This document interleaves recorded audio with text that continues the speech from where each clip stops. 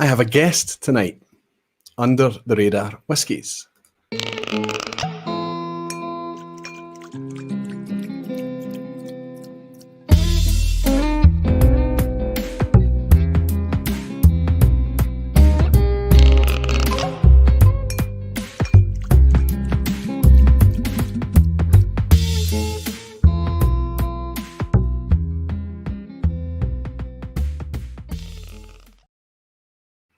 Hello, whiskey folk. Welcome everybody again to the second weekly vPub in September. Fantastic to see so many of you gagging to get into the vPub again. It's wonderful to have the support, well over 100 of you in tonight. Fantastic to see you all. I do have a guest tonight. This was a perfect theme to have a guest, and it was a perfect theme to have this specific guest. Tonight, a wee bit later in the show, I'm going to introduce Roddy Graham, Glasgow's Roddy Graham, and I'm excited for everybody to meet him. For those of you that haven't met Roddy, I think you're going to enjoy him being along. But the theme tonight, of course, is us talking about neglected, unloved, undiscovered, under the radar, I guess, whiskies. Because in the world of whiskey that we live in now, when marketing is a big thing and prices are creeping up, budgets are becoming more and more under consideration. And I was thinking about this recently. My wife poured me a Glen Spey blind when I was sitting on the couch, and I guessed and I guessed and I guessed all night long, and I couldn't guess what I was sipping. And she told me it was Glen Spey. Not only had I forgotten that I owned a bottle of Glen Spey, but I'd forgotten that Glen Spey existed as a distillery. And it immediately gave me an idea that it was something I wanted to talk about, because there's a bunch of distilleries out there that are under-marketed right now. Perhaps sometimes they don't even have their own official bottlings, and you can still get them through independent bottlers, or sometimes they do have a core range for decent money. Some of those whiskies are wonderful. That's the whiskies I want to talk about tonight, and I hope that it's a subject that's interesting to you guys. Wonderful to welcome you all in. I'm going to go through and just welcome you guys in before I get my guest in a few minutes' time. So if you're looking to catch my attention, just do what you always do. Just say at Aquavitae, or just type Aquavitae. It seems to pick up, as long as you spell it right, it seems to pick it up now, and it's highlighted orange. If you want a shout out from me, just shout Barfly and I'll say hello. Rolf is in from Norway. Wonderful to see you, Rolf. Wonderful to welcome you back again, my friend. Cheers, Roy. I nominate Glencadam. Ralphie was right. The 15 is very, very good. I would agree with you. We don't have enough Glencadam out there. We don't have enough Glencadam talked about. I think the 15 was pretty good whiskey. I don't connect enough with Glencadam. I got through the 15 quickly, and I bought another one. I gave one away as well. I remember I had it as a prize. And I did enjoy my time with it. Glencadam is one. Angus Dundee are doing great things generally now, I think. And I think it's one that we could do well to connect with a wee bit more, Rolf. Good shout. Skogsmard is in. Good to see my friend. Weekly vPub. I'll take it. 52 weeks a year, please. You never know. Never say never, Skogsmard. But right now, time constraints, coming up with themes and content every 2 weeks is doing me well just now. But it's interesting to do these weekly streams every December, because it gives me a taste of what it would take to keep weekly streams going. You never know. Toon Van Rouge is in. Good to see you, my friend. Always nice to welcome you in. Good evening, Roy. I have a bottle tonight of Glengarry 9-year-old, bottled by Douglas Lang. I'm very pleasantly surprised with it. Fantastic. So you're already enjoying independent bottlers. And I have to say that Glengarry, even in its official range, it's not one that you see everywhere. It's quite a quiet distillery. Spiritworks Tom is in. He's saying, evening, Roy. I'm popping in whilst at work. The bar is rather quiet. It's almost like something significant is going on tonight. Yes, potentially tonight, by the time this stream finishes, the UK may have a different government. We don't know what's going to happen there. It's kind of unlikely, honestly, but it'll be interesting to see what happens over the course of this evening. I'm going to disengage from that. We don't need to talk about that here. It's a safe haven. We don't need to discuss about things that could potentially divide. We only enjoy the things that unite, right? Jens Roger Christofferson is, and good to have you, my friend. Is it a replay? You just said welcome to the second vPub in September. I said September. I do apologise. I'm talking about December. Slip of the tongue. Thanks for pointing that out, my friend. Stephen Davison is in saying, I would put Glenburgie on that list. I would too. A friend Roddy Graham recommended the 10-year-old Glenburgie to me, bottled under license by Gordon MacPhail, and it's a staple in the cabinet ever since. Here's a cheer for Whiskey and Beer. That's a new name, and I like it. He's in, and he's saying, Barfly, good to welcome you, my friend. Kilted Moose is in as well. Good to have you, Scott. He's saying, I'll put forward Benrinnes and Glenkeith, some cracking indie bottles out there. One of those two is an absolute stonking favourite of mine. The other one I have an official bottling from, and I've had a couple of indies. Yes, I need to explore it a wee bit more, I guess. But good shout, Scott, definitely. Sunday Evening Scotch, just jumped. Sunday Evening Scotch is saying, I love hearing Glencadam mentioned. I just pulled the 19-year-old Oloroso finish off my shelf. Lovely stuff. Also pulled a Linkwood Claxton's bottling. Superb. You're already drinking very, very well, Michael. Superb. Good to have you in, my friend. Scott is in. Skippy Van Pob is saying, enjoyed the video of your room. Say hi to Barley. He's not here tonight. He's away outside chasing mice, perhaps. Scott, yes, I just picked that one up. George is here. Whiskey Dodie is saying, I'm finding James Eady recently has delivered some very decent drams. I've never had a James Eady bottling, but I did try some recently at a festival, and there was a lot of chatter at the festival about them. Scott Jondro, that looks like a new name, Scott. Good to welcome you in. He's saying, Aquavite, some love for Royal Lochnagar 12. I don't know why, but it's my favourite daily sipper. It's a wonderful dram to sip daily. Do you know what I wish was, and I know it's me we're talking to, right?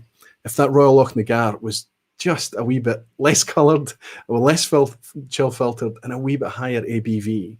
But I agree with you, my friend. It's a wonderful, easy daily sipper.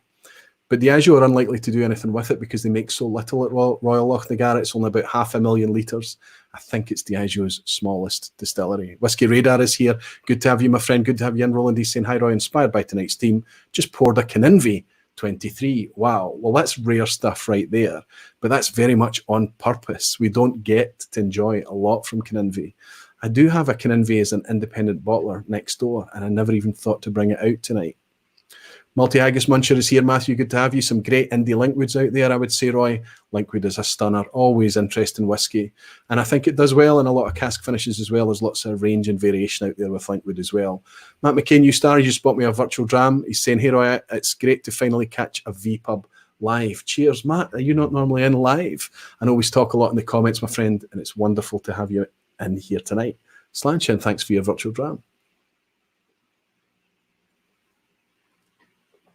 Rico is in over my left shoulder here. You might see a bunch of samples that's been delivered recently. I got samples in from Rico along with a fantastic selection of German delicacies, will we say, some of which have been well and truly hammered already. Wonderful to receive that, Rico. Thank you so much. Also got samples and gifts over my shoulder from Luna Aaron. I got from Menno Clays, from Malcolm Douglas, and from, I'm going to forget who else it was, Martin Dermal. There you go. Blissful Mr. D. I think I remembered everybody that's shipped samples in recently, but it's over my shoulder, and when I get a minute a wee bit later, I'm going to grab some of them. I even got sent a blind challenge from Menno. Terry Stevenson, that looks like a new name, Terry. He's saying, enjoyed you popping up on Scotch Test Dummies. I was actually sitting here just watching the stream, and they sent me an invite. So I'd finished putting my son to bed and jumped in with them. It was I was very tired. I hope that didn't come across. But I put them on the spot and asked them about coming to Scotland next year, asked them about coming here potentially in May next year. And I think we should all get on board and give the boys a gentle nudge. May this year in 2019 was a highlight of my year. I thoroughly enjoyed them being over. I would love to welcome those guys back in Scotland. And if we could do it for Shiel, so much the better. Simon Ray is saying, Cadenhead's 21-year-old Linkwood was delicious. Donald Rance is saying, cheers, I'll catch in the replay. I have to get back to work. Corby is an unsung distillery here. So Corby, Donald's in Canada, and he's talking about Corby in Canada. The rush to bourbon and Scotch leaves it underrated. I think that's often true. Going to be interesting tonight. I know, honestly speaking, Donald, I only have Scotch in my lineup tonight. It's kind of my comfort zone. I don't know how comfortable I would feel about speaking about American, North American, Canadian whiskies or other world whiskies right now. But maybe my guest has got something outside of Scotland. I don't know. But honestly, part of the dynamics of Scotch whiskey, because traditionally it's been the malt landscape has existed purely to support blends, we've got this legacy where a lot of malt producers are out there still doing the very same thing. So we don't really see them as a single malt, whereas Corby are much more focused on bringing out a very strong single malt lineup. But I take your point, and I would have to say I agree with you as well, Donald. Jez is in. Good to have you, my friend. Just as the chat jumps, I better lose Jez's comment. He had said something I think he maybe waved. He said, I would say Westland from the States touched me this year. And me also. I got a triple pack from Westland. I would love to try their, what is it they call it? What's the oak? Garayana or something like that. And I watched a review of that quite recently, and I would love to get my hands on that as well. I agree, Jez. And Gregor is saying, I'll not be influenced by your recommendations this stream and abstain from Amazon. Willpower. Gregor, you are suffering, like so many of us, from the bottle chasing syndrome. I understand it completely. The One Glass Man is saying, hi Roy, Blair Athol, not neglected, but difficult to find for me in the US. Difficult to find for us, honestly. It's prized for Bell's Blend, and we really don't get much Blair Athol, but it does appear in an indie bottle in here now and again, and we do have the Flora and Fauna, I guess. Andy Garbage Muncher is saying Coquerin, cast strength is selling out well. Thank God I have one. Thank God you do have one. It's wonderful, wonderful stuff. Thomas Elmer is saying, seems that Oban is on that list of hidden gems. Could be. I think Oban is well represented. Not only have we got the standard Oban 14, but we've got non-age statement Obans coming out as well. It's a regular appearer in the special releases. I think that Oban, given the size constraints that distillery has, I think it's well represented. Menno's Multi-Mission saying Caninvi is about €120 for a 375ml bottle, so that's a pass for me. I agree. It was, I think it was, yeah, you're right. It was 35 CL bottles here when they were selling them in the airport, and they were expensive. And I was suckered. I bought the 17 and the 23 because I was just desperate to try a Caninvi. I missed Matthew's comment saying Fettercairn can be unloved. I can understand it, especially when the 28 is a steal at £500. We've already talked about the Fettercairn thing. I think it's madness. I have no idea what the strategy is there, but I'm sure there's something going on behind it. Marcus Heikkinen is in. Good to have you, Marcus. He's saying Evening Aquaviti and Menno's Multi-Mission. That's Menno who sent me the samples in the blind challenge. He's saying, I mentioned that about the price of Coquerin. I haven't seen it in the airport in a while, actually. Not Coquerin, Caninvi. I haven't seen it in a while. Perhaps they're still selling that in those wee bottles. Perhaps they've found it profitable. Andrew Butler is saying, this week I was very pleasantly surprised by a boutique Fettercairn 21. Interestingly, most of the enjoyment I've had from all of White & Mackay's distilleries, if I'm honest, Tamnavulin, Jura, Dalmore, and Fettercairn have been from independent bottlers. And our baggy, Andy is saying, good to have you. And my friend is saying, one I go looking for is Melbourne. Good for you, Andy. There's somebody that's been drinking since the 70s, right? Fantastic. Wonderful to have you all in. So what I'm going to do now is I'm going to kind of, I think, usually I start these streams and I say that I'm going to keep it under 2 hours tonight. Can I just say right at the outset, there's a good chance this is going to slip past that tonight.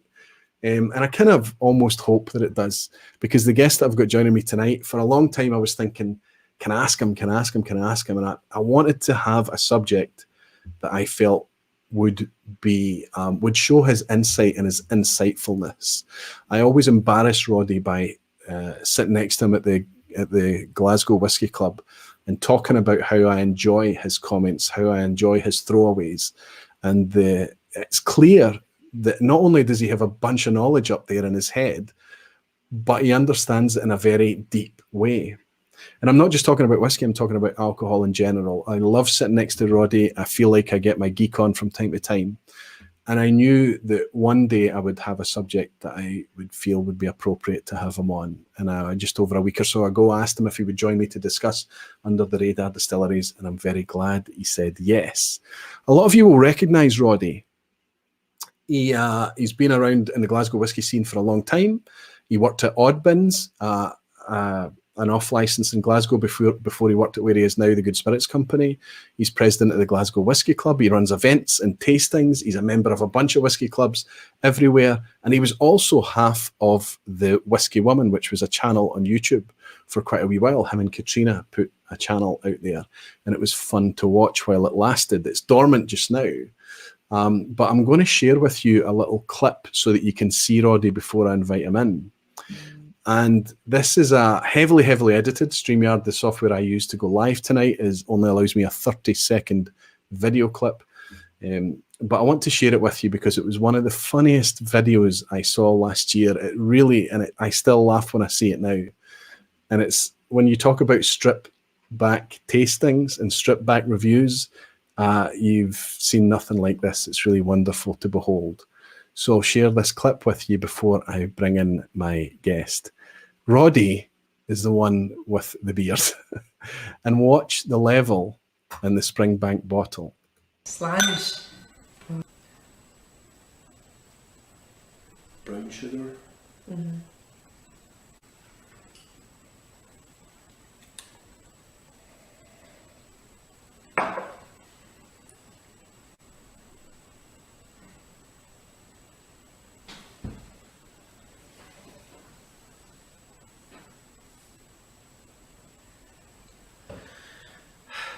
So, welcome, Roddy. Welcome. Can I just ask about? Can I ask about that clip? I hope that everybody was able to see that. I hope that worked here. Was that? Did somebody come up with an idea? Let's just say nothing, and let's just show how it affects us. Or how did that come about? The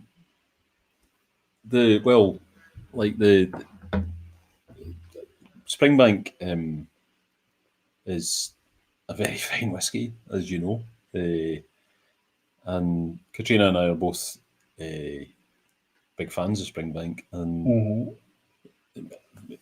particularly me, that Springbank 12-year-old is just.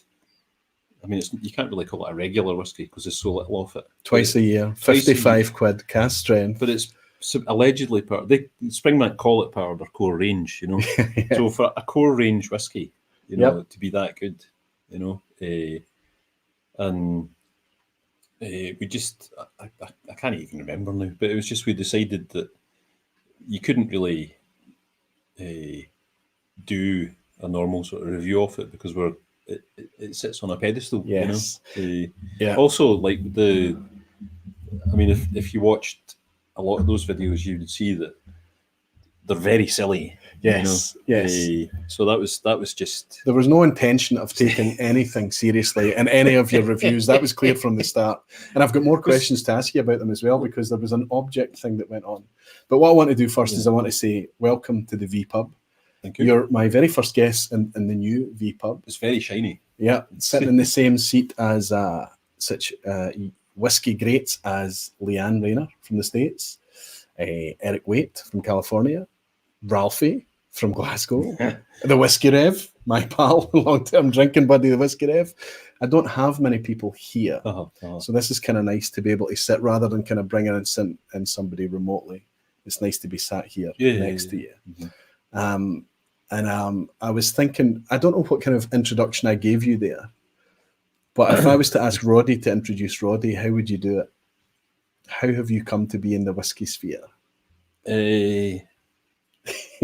Well, it's like we were talking about this, and I used to write code for a living, and then stopped that to have kids, but still needed a job, and I kind of fell into booze. My good friend James, in a good way, yeah. I discovered that I was quite good at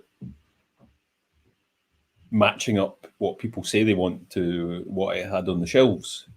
Like if you work, like, because I work for Oddbins and then I now work in the Good Spirits Company. So if you're a specialist retailer of booze, somebody comes into the shop, they've already decided they're going to spend the money. Yes, it's not like somebody coming into a petrol station and they're narked because they have to do it, and they're going to be crabbit with you. It's a pleasurable thing they're about to do. So the best thing you can do is just figure out what they like, what they want, and then just say, well, these are the options.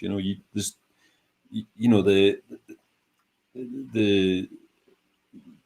never a hard sell, and that means it's fun being a specialist retailer, you know. Yep. And I do seem to have a sort of some kind of facility for listening to what people say and then saying, right, this is what you need. So you found yourself a job in Oddbins. Well, my friend James, the cider maker, Yep. He I was moaning to him, like, he's my oldest friend, and I was moaning about needing to get some sort of job, and he said, you know, you should try Oddbins. And I said, well, okay, then do you want to arrange an interview? And he said, well, this is the interview, so can you start on Thursday? So, because Oddbins was a bit like that in those days, Yep, you know, it was informal. And I went along, and for the first month, they didn't let me talk to customers. They had me just moving boxes about, you know, till I'd figured out what was going on. And you know, it's as simple as that. You know, if you, as I do, if you enjoy the taste of all these multifarious liquids, you know, there's what, 130 distilleries doing Plus growing, doing all these different things, and if it's wine, then there's an infinite number of wineries. Before we went live tonight with my Patreon, I shared the full Springbank video that I shared the clip from. Right. And I also shared a 2013 video of you and Ralphie sitting together. And you did a very interesting and deep champagne presentation with Ralphie for his 400th episode. So we're not just talking about you being interested and having a good handle on whiskey. We're talking about the entire alcoholic spectrum. Well, I mean, it would be impossible, but yeah, whiskey, champagne, and cider, I would say, are that's your speciality. Yes, and you'll lean into other spirits and occasionally beer from time to time, right? Yeah, I mean, like, you know, you hang around a booze shop long enough, you pick up a bit about all of them. But those are the three that Scotch whiskey specifically. So a job in Oddbins led you to be the president of Glasgow Whisky Club. Secretary. I apologise. Julie will batter you. Yeah. Apologies to Julie. Julie's the chair. Julie's the chair of if anybody knows Julie, she would completely batter me. And she's when she hears that Roy's been promoting me over her, we're both going to be in trouble, actually. Yeah, I'm not one for titles. I apologise. You're a member of multiple whisky clubs, I guess. Well, there's the Royal Brackla Appreciation Society, yes, the most exclusive whisky club on the planet. I'm not a member. There's three of us, and the Hip Flask Hiking Club. Yes. Talking of the Hip Flask Hiking Club, I'm also a member of the Hip Flask Hiking Club. I think I've only been at one of their events, and it is, but I think they're a wee bit more informal. They don't they've not carved out a regular thing yet, and they genuinely do occasionally some hiking and Hip Flask. We've been up Dumgoyne, including me, and some of them were at a Parther Seat, and then some of them were somewhere else. So there's been like 10 whiskey tastings and three hikes. That sounds like a decent ratio, honestly. The ratio is... But I won, they had their Christmas night, and I won a couple of samples. I won a Port Charlotte 10-year-old, thank you so much. And I also won this fantastic bourbon barrel. It looks like one of these ones that you pick up at the distillery, a hand-filled.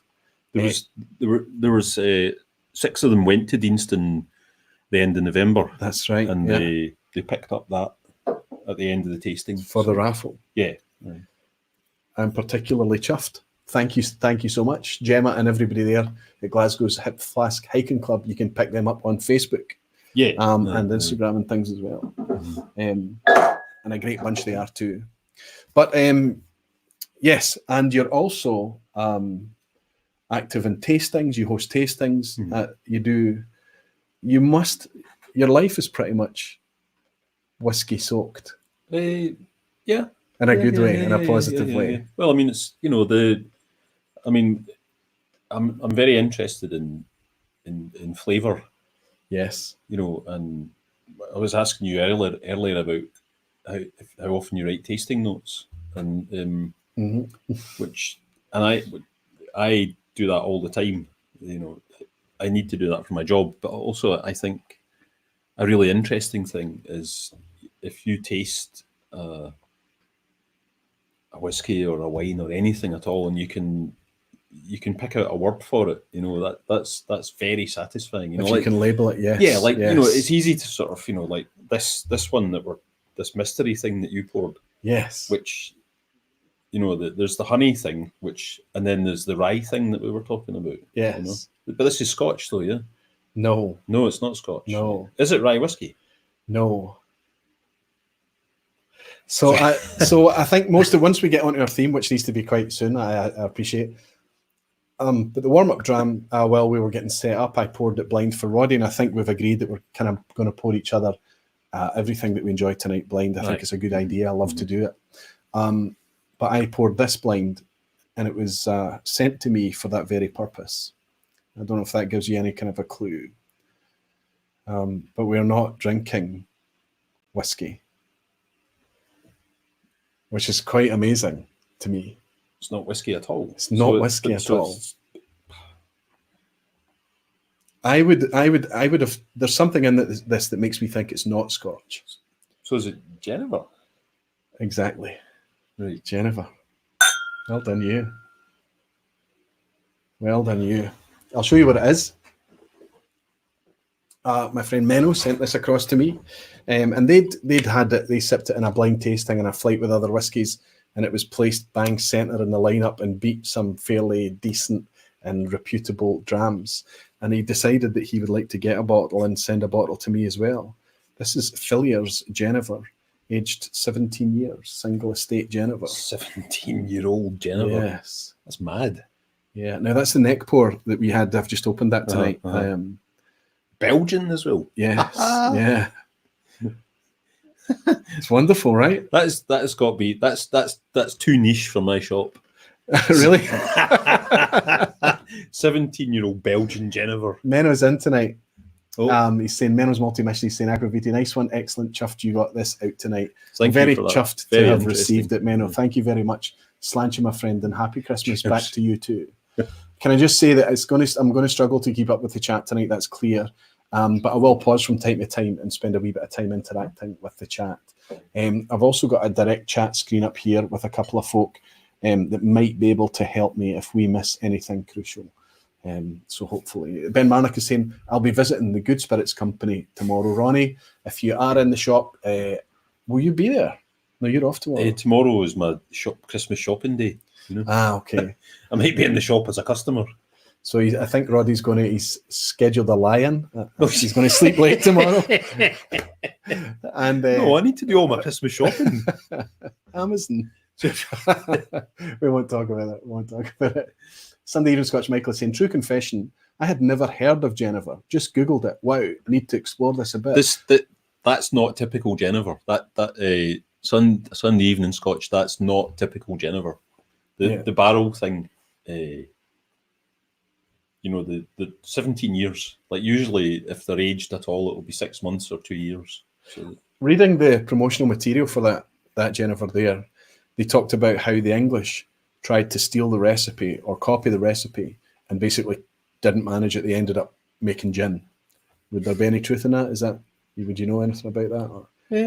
I think it is the predecessor of gin, right? Yeah. The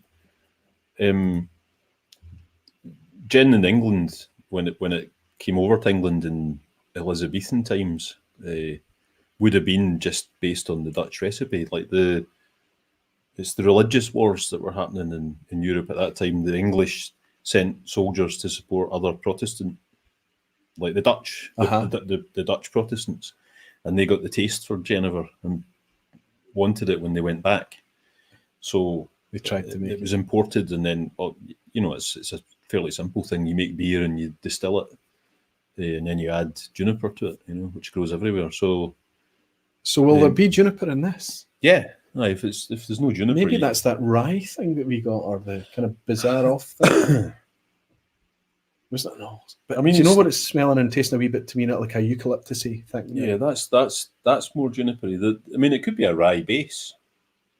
Does it say what the base is for it? I've got the wee leaflet as well. I'll chat to the. Right. I'll chat to the. Where did I put the bottle? It's just behind here. I'll chat to the folk, and you can have a look at that as well. Daniel Vermaas is saying he has to go and have a sleep He says, I'll bring a good bottle of aged Genever. If we meet up again now, Daniel's obviously, he's in Hungary, but he is a Dutchman. So I guess that he would have a good grounding in Genever as well. I find that very interesting. I was suspicious how it could taste so much like whiskey, but that could masquerade as a whiskey in a lineup. The rye whiskey, Yeah, with a bit of rye on it. yeah. Whiskey Geek Ben is in. Good to have you in. Ben, he's saying, visited Lindor's Abbey this week. Interesting to try their aquavite. Not whiskey, not gin flavoured spirit.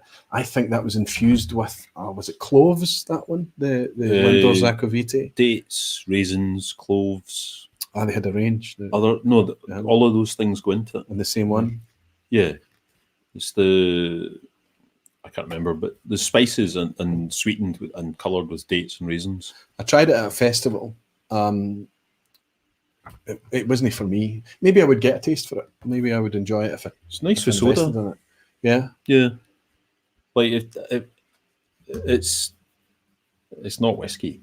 No, it's not meant to be. But I think if you think of it as an alternative to gin, yeah, it's sort of a more flavoursome thing.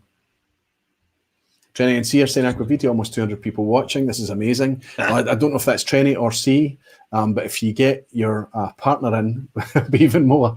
I'm going to guess it's C again. Good to have you in, my friend. Good to have you watching. Whiskey Geek is saying spices and dried fruits, which they dated back to the original monks' trading routes. Wow. McCallan finding Rare the Doc is in saying Genever is based on juniper, so it's fair to call it a gin variation. Right, I agree. I think that's what we've just established, Doc. The whiskey influencer is saying if you had to compare that Genever to a whiskey, which would you choose? I think Roddy's nailed it. It would probably taste. It would lead us maybe a wee bit. I might have suggested that was Canadian. I think that's got a rye base. There you go. It doesn't taste like malt to me, But the booklet doesn't say anything. So there you go, Menno. If you can let us know, is that a rye base? Is the mash bill? Is the mash a rye mash? Okay, he's saying if it's Genever, it's about 35% ABV. Well, no, I looked at that. It's 44% ABV. It doesn't have to be 35. It can be anything you want. An interesting one to open up with, right? Aye, absolutely, yeah.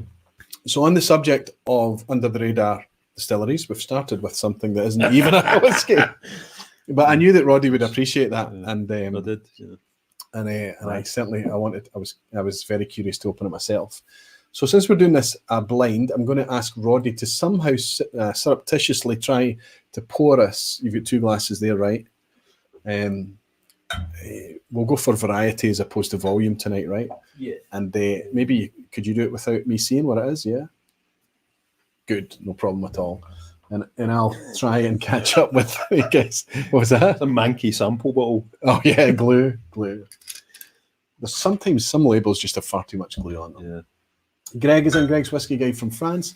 Good to see my friend. He said it's a very particular recipe, probably closer to any kind of whiskey than nowadays, made with lots of local botanicals, impossible for me to translate in French, for most. John Paul Vanderhoven is saying, I also have a rye-based Genever 3-year-old. I'm looking for Menno. And he's saying he'll look into it. Fantastic. Basil Browning, that looks like a new name. And he's saying mince. Well, Basil, give us your enlightening insight, my friend, and tell us what you think. Mince. Or maybe that's a tasting note. Maybe he's thinking of mince as a tasting note. Do you not like the sound of the rye thing? Or I don't know. I don't know. Just your comment is too cryptic. Maybe it's just a blanket mince. Just all mince. Everything's mince. The whiskey friend is saying a manky sample bottle. Kim Bryant is saying not quite under the radar, but any thoughts on the Bimber Recharred getting a lot of attention recently? I've got it up there, but I haven't opened it yet. Mm-hmm. I'm really having a problem opening it after opening a bottle. One of Roddy's comments when he came into the house tonight is like, Jesus Christ, you could do with more whiskey, Roddy, right? And the problem is that the vast majority is open. And I feel like I've kind of got to make an effort to get through what I've got just now open. And certainly the nice bottles like that Bimber that I'm really looking forward to, there'll be a moment that calls for that getting opened. Could be tonight, who knows? But there will be a moment that just gets opened. But what I don't want to do is back into my old habit of literally, as soon as I get the thing through the door, it's in a glass and trying it, right? And that's why I ended up with so many open bottles for so long. Welsh Toro's in, and he's saying anything from Habitation Valley. I also got a couple of bottles of the Pusser's 50. They're talking about rum. Okay. Yeah. Are you talking about rum? Under the radar whiskies, Welsh. Whiskey Bowman, Chris is in. Good to have you back, Chris. He's saying evening, Roy, and the whiskey man. No, he actually was the whiskey woman. One half of the whiskey woman. Yeah. Like I was the plus one. The plus one. Whiskey Whistle Mark is in. He's saying, hi, Roy. Hi, hello, guest and everybody. Good to have you in, Mark. Good to welcome you here. Menno is saying, it's a malt wine based on corn, malted barley and rye, Right. matured on American oak and ex-bourbon barrels. Right. Thanks, Menno. Thanks so much for going off and That's doing your that's interesting to know. Yeah. But yeah, for Jennifer, it's kind of at an extreme corner of the flavour spectrum. The Whiskey Influencer has asked an interesting question. He said, do you think keeping too many bottles open at once spreads yourself a little thin when trying to figure out how good a whiskey really is? It's worse than that, because it's not just all my open bottles here. It's what I'm sampling. It's what I'm getting sent samples of. It's what I'm tasting at the Whiskey Club. It's what I'm tasting at festivals, when I travel, when I go to other people's houses. Honestly, no. I don't think you're spreading yourself thin. I think if it's in isolated pockets of time, I think tasting in contrast is always beneficial, honestly. Yeah, I agree with that. I think that where I'm spreading myself too thin here is that I don't have the liver to drink all the open bottles of whiskey that I have in the house. But in terms of flavour, separation, appreciation and analysis, not so much. I think, if anything... I'd say the more the merrier. The more that you can expand your vocabulary, your palate, the more you can label, the more you can... I try to taste and write notes for something. You're good at it. Every single day. Yeah.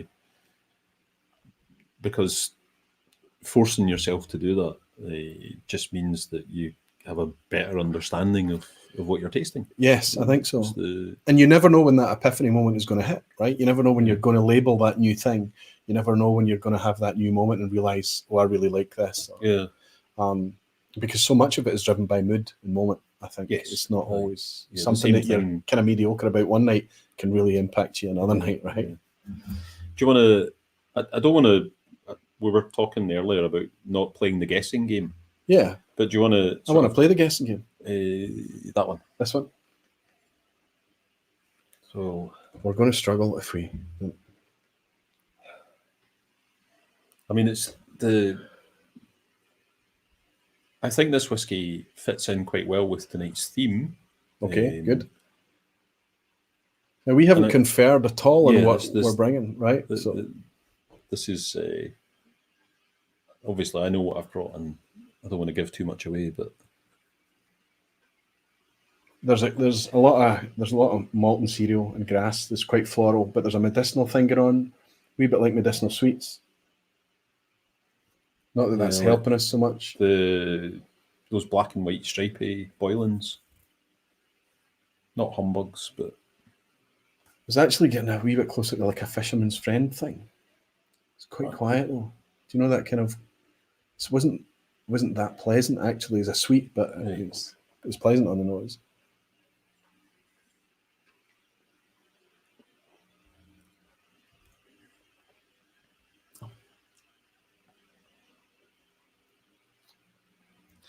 Okay. So now this is this is actually quite nice. So there's a wee lick of Clynelish in this. I don't think this is Clynelish, but there's a wee lick of Clynelish. I think this is the kind of sweeties thing. Like a barley sugar confectionery thing right at the heart of it. And the thing that makes it Clynelish, I don't often know how to label. But I know the taste very, very well. I don't know how to articulate it, but I know the thing. But I don't think this is Clynelish. It isn't. It isn't. On the palate, the floral thing has gone a wee bit. I find that tastes a lot sweeter than it smells. It's so the floral thing that was happening is gone like a fruit thing now. It's quite short, obviously bourbon cask, I would say, but we're not trying to guess the specific whiskey. We're obviously trying to. Is this a Speyside? Yes. Yes, I think so. Yes, it is. Yes, it is. Aye. For the sake of brevity, and you don't get this often, but if you get it, you kick it out the park and you can feel good about it. Is there any chance this could be a Glentochers? It's not. Bugger. See, how awesome would that have been? It's a wee bit like that because of the fruitiness. flower to the fruit. Yeah. And something that I always get on a Glentochers is almost like a juicy fruit type candy thing. Mm-hmm. Glentochers is very fruity to me. See, I think this is maltier than I would find a Glentochers. There's a good whack of malt in there as well, like barley grist maltiness. Do you want but it is a Speyside. Mm-hmm. I'm reasonably confident of that. Give me a clue then. I've had my guess and I've got it wrong. Give me a clue. I can't think of any clues. I bet you it's a Diageo. It's not. No. Oh wow, no, it's not. So it's under the radar. This is at the time that this was distilled, it was a Diageo distillery, or actually UDV. No, it was just Diageo. 1998. This was distilled, so Diageo. Okay, that should be a huge clue. Does it start with a B? Kinda. Is it now owned by Inverhouse? No. Oh. No, Balmenach's got a savoury thing that this one doesn't have at all. There you go.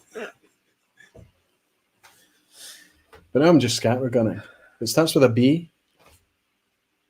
It's a Brackla. It's a Brackla, but how could I have been so silly? So this is Royal Brackla, bottled, distilled 1998, bottled in 2014. It's under the Connoisseur's Choice label from Gordon and MacPhail, bottled at 46%. So what does that 46% Connoisseur's Choice? Yeah. Wow. So that makes it 16-year-old, more or 16, less. I think it was maybe 17, possibly. No, Okay. It can't be. It must be a 16-year-old. Yeah. So this was a bottle that we bought. The three of us, the Royal Brackla Appreciation Society, is a club of 3 members. So we bought a bottle of this one and split it. So that's kind of what's left of that. I want to ask you, Roy, what I can see in this is something that we see in Bracklas distilled during that era, sort of 70s through to early 2000s. Oh, wow, okay. So I find a note in that, which is kind of like hairspray. Can you see that at all in the nose? A sort of solventy? No. Aye, but only because I've said you've that. put it right there. Yeah. Right, I'm gonna, I hope not offend. Well, I don't know that many people in Bacardi, so I think the current official range of Bracklas are a bit boring, to be honest. They're super safe whiskies. They've got big chunky bottles. They look great. They're great gifts for when you need to impress somebody who's not much of a whiskey drinker, because they look great and they're very soft and easy to drink, but they don't have that much complexity to them. But Brackla distilled in the 70s, 80s, 90s, and selected by people like Gordon MacPhail, or bottled in the period from 2000 or so to 2010, when Bacardi weren't really bothering about what they bottled. Like, they were just putting something out, but not promoting it at all. Those whiskies have got that slightly, there's 1 or 2 notes to them that are slightly off. Like, there's something that we in the club, the exclusive club, characterise. All 3 members. All 3 members, we characterise it as hairspray. And the other note that we find is a slightly sharp note, which can be characterised as sweat. And if you get that in small amounts, then it makes an interesting whiskey. I think it's a very easy dram. Well, so many of the things that we enjoy about whiskey are things that you would never put in your mouth normally. Yeah. Shoe polish and wood and all sorts of nonsense. Yeah. I get exactly what you're saying. The whiskey influencer is pointing out that Brackla is a Highland, and I think he's right. I think he is right. I think it's classified as a Highland. That regionality thing, right? Yeah. Caught me out before I get invited on the BBC, and I declared Glendronach to be one of my favourite space ciders. But it's just, dear. Tom Harris saying, hi, Roy and friend. I just got home. Good to have you in, Tom. Great to have you watching. And again, Tom's in Chicago. Right. So, yes, that's a decent dram. I would have to say that I'm quite surprised to see a 46% in the Connoisseur's Choice range. It's quite nice to see that. Potentially that could be an error at the end of a night of drinking Bracklas on the part of whoever labelled it. Yeah. I mean, some are higher ABV. They're mostly 43, aren't they? Yeah. There may be. I'd need to go back and speak to David and see what he's got the bottle still. No matter at all. I mean, it could be, by taste, it could be 43, 46, couldn't it? My phone's here. We're using it for other things. But I made a list of all the distilleries I thought were underrated and unloved and a wee bit neglected. And there was a lot. And then I kind of marked off how many I had in my collection. And I have to say they were more owned by Diageo than I had in my collection. Just by the nature of the beast, the animal that Diageo is, they have a lot of I'm reluctant to call them factories, but they're there purely to produce stock for blends. And so we don't really see a lot of offering from them as single malts. But in amongst that list, I had Royal Brackla on there. Mm-hmm. I did have an inkling that you would bring it, and I should have known bloody better. Right, I'm going to pour for you, Roddy. If you try and distract yourself, I think in between each one we should maybe jump in and chat to the folk. What do you think? Somebody mentioned earlier that they hope Roddy lives close because this might go on a wee bit tonight.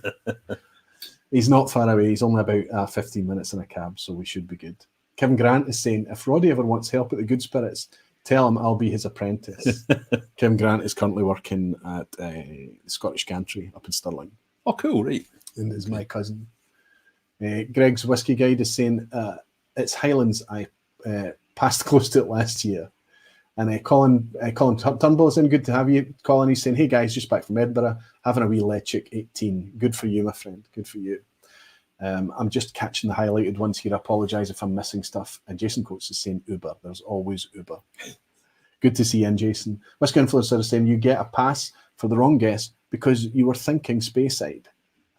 He's looking out for me. He is. I mean, you can't trust anything I say tonight. Yeah, that's right. Brackla, it was there. I was thinking, I bet you Roddy brings a Brackla, but during that entire tasting, it never crossed my mind. But I'm sure that's not the reason for it. Right, I'm going to pour something for you now. And what we can do is eventually we'll get to the stage that we just kind of sit backwards and forwards and contrast. Absolutely. Does that sound okay? Yeah, that's good. So turn your attention away from the display behind you, sir. Okay. And I'm going to pour you. I'm wondering which one to pour. I've bumped up. Is that right? It's okay. It's fine. Right, Don't okay. worry. It does make a big noise for the folks, but we don't need to stick to typical expressions. No, I mean, the point of picking that one was that, like, I would say... That was typical of the era. And I think that's really interesting that Bracklas of that era have got that flavour which the modern ones don't have, so go for the older stuff. I'm going to pick this because I think it is a wee bit more typical. I enjoy this one very much. I'm only going to pour a wee drop, but not because I'm being miserly, just because I know that we're going to be potentially enjoying quite a few wee drams tonight. Mm-hmm. Celebrating election night in the UK. Less said.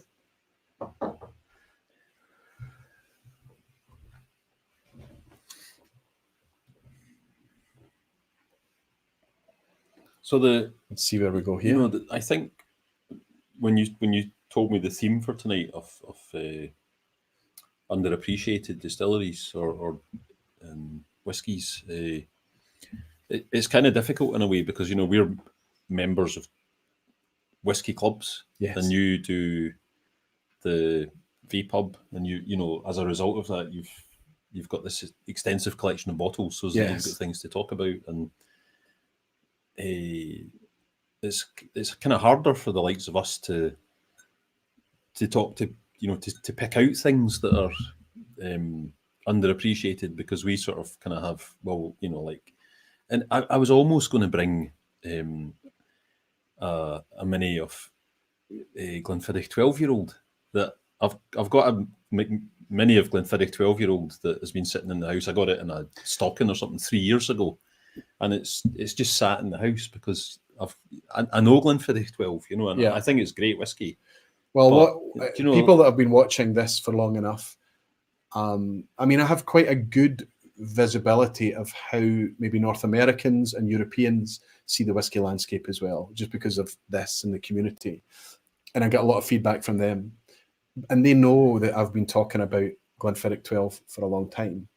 And if the people that it's a great gateway whiskey for a lot of folk, and then very quickly when they discover everything that's behind Glenfiddich 12, they dismiss Glenfiddich 12 and never go back to it, and it's a mistake. Because it is still a great whiskey. It's a solid whiskey. I don't think you can put it in the middle or towards the end of a lineup. I think it has to be at the start.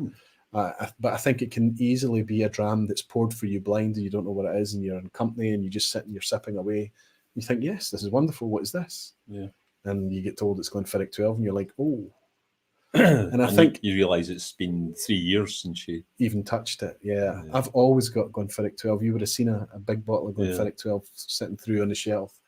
And I think I use it for that very reason, just to kind of bring people back.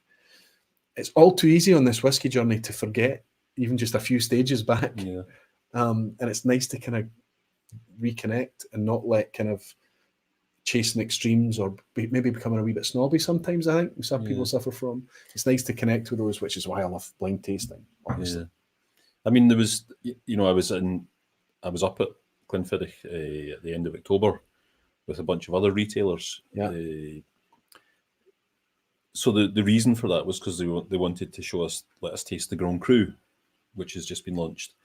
So we did a tasting, including that, but they missed out the 12-year-old, because otherwise it would have been too many Glenfiddichs in the tasting, So even the distillery themselves, they can sometimes maybe. I don't want to pick on Glenfiddich particularly, but I wish they would bring us out some official representations of the distillery with a bit more grip, a bit higher ABV for us. Because I do think that one of the things you suffer from in a whiskey journey is you start to enjoy the texture and the experience that higher ABV brings. And 40% whiskies can be easily drowned and muted out or taste a wee bit watered sometimes. Maybe not the first dram of the night, but oftentimes it can. I tried the Grand Cru and I thought that was also very cleanly shaken. Yeah. I don't know if you would have got that in it. It was very tasty, but again, so fruity. There's only 40% again. Yeah. And I know that's a snob. Don't discount whiskies. Like a lot of people are having a pop at Royal Brackla because unfortunately every single one of the official bottlings, the 16, the 21, the 12, 40%, 40%. And it's like you feel like there's a significant part of it missing. Mm-hmm. But then I don't. Maybe that's just keeps the price down, doesn't it? Well, it keeps the margins up as well. Keeps the margins up. It doesn't keep Royal Brackla prices down. My God, the 16 is £100 whiskey in the airport. It's expensive stuff. Anyway, Chris Amira's in. Good to see you. Saying doing blind tasting tomorrow with my friends, and I have Lidl's Queen Margot on a lineup. Can't to see where it ends up. Good for you. That's exactly the right thing to do. It's to challenge that thing, and if you find, I bet you it doesn't come last. There you go. I'm not familiar with it, but that's often my experience is that the cheaper ones often do not bad. Michael, Sunday the Scotch is saying, I agree. It's good to continue to appreciate those so-called starter whiskies. The producers still certainly put a lot of craft into putting them out.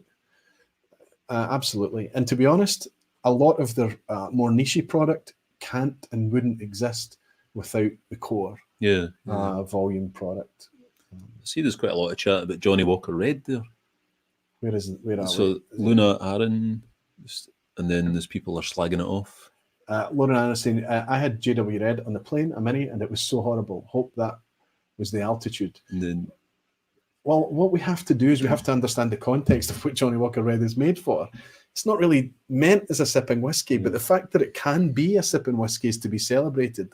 My famous story about Johnny Walker Red is on a Virgin West Coast trip from London to Glasgow. And the woman, I was the only person in the carriage, and the woman came along with a food selection, said, you can have any of this. There was a whole tray of food. And I picked the food, and she said, would you like a drink? I said, have you got any whiskey? She said, yes, I'll go and get you some whiskey. And she brought me 4 minis of Johnny Walker Red and just left it. She wanted an easy night, right? It was only me in the carriage, so she just wanted, there's your whiskey, I'm off. If you need anything, let me know, kind of thing. And I opened the first Johnny Walker Red, and I went, okay, any port in a storm. Then I drank it, and I thought, okay, I'm not really loving this, but it's not actually that bad. By the time I'd finished my 4th and rolled into Glasgow Queen Street, I was declaring JW Red the best whiskey that had ever been invented. I like it with ginger beer. But that's exactly what it's a mixer, though, isn't it? It's a whiskey flavour to put into something else. And the fact that it can be sipped and not be completely horrible. I'm sorry you didn't enjoy it, Luna. And it's good to welcome you in. All this. You see this wee plate that we have for a bit later. This is delicious cake sent all the way from Germany from Luna Aaron. Right. Okay. So we have here the oat version. Would you want to try a piece just now? Or I'll take. Let me try and guess this whiskey. Okay. Yeah. And on the left-hand side we have I think almonds, or is it the other way around? No, this is the oat and that's the almond. So we'll try that a wee bit later.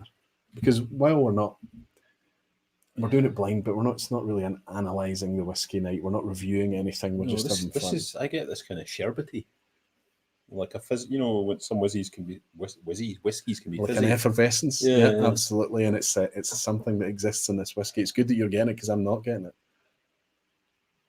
Oh, okay, a wee bit now.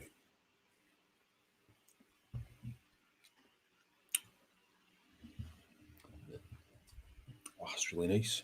Sherbety and biscuity, like shortbread biscuits. Well, yeah, I was going to say those kind of nice biscuits, but with the glazing on them.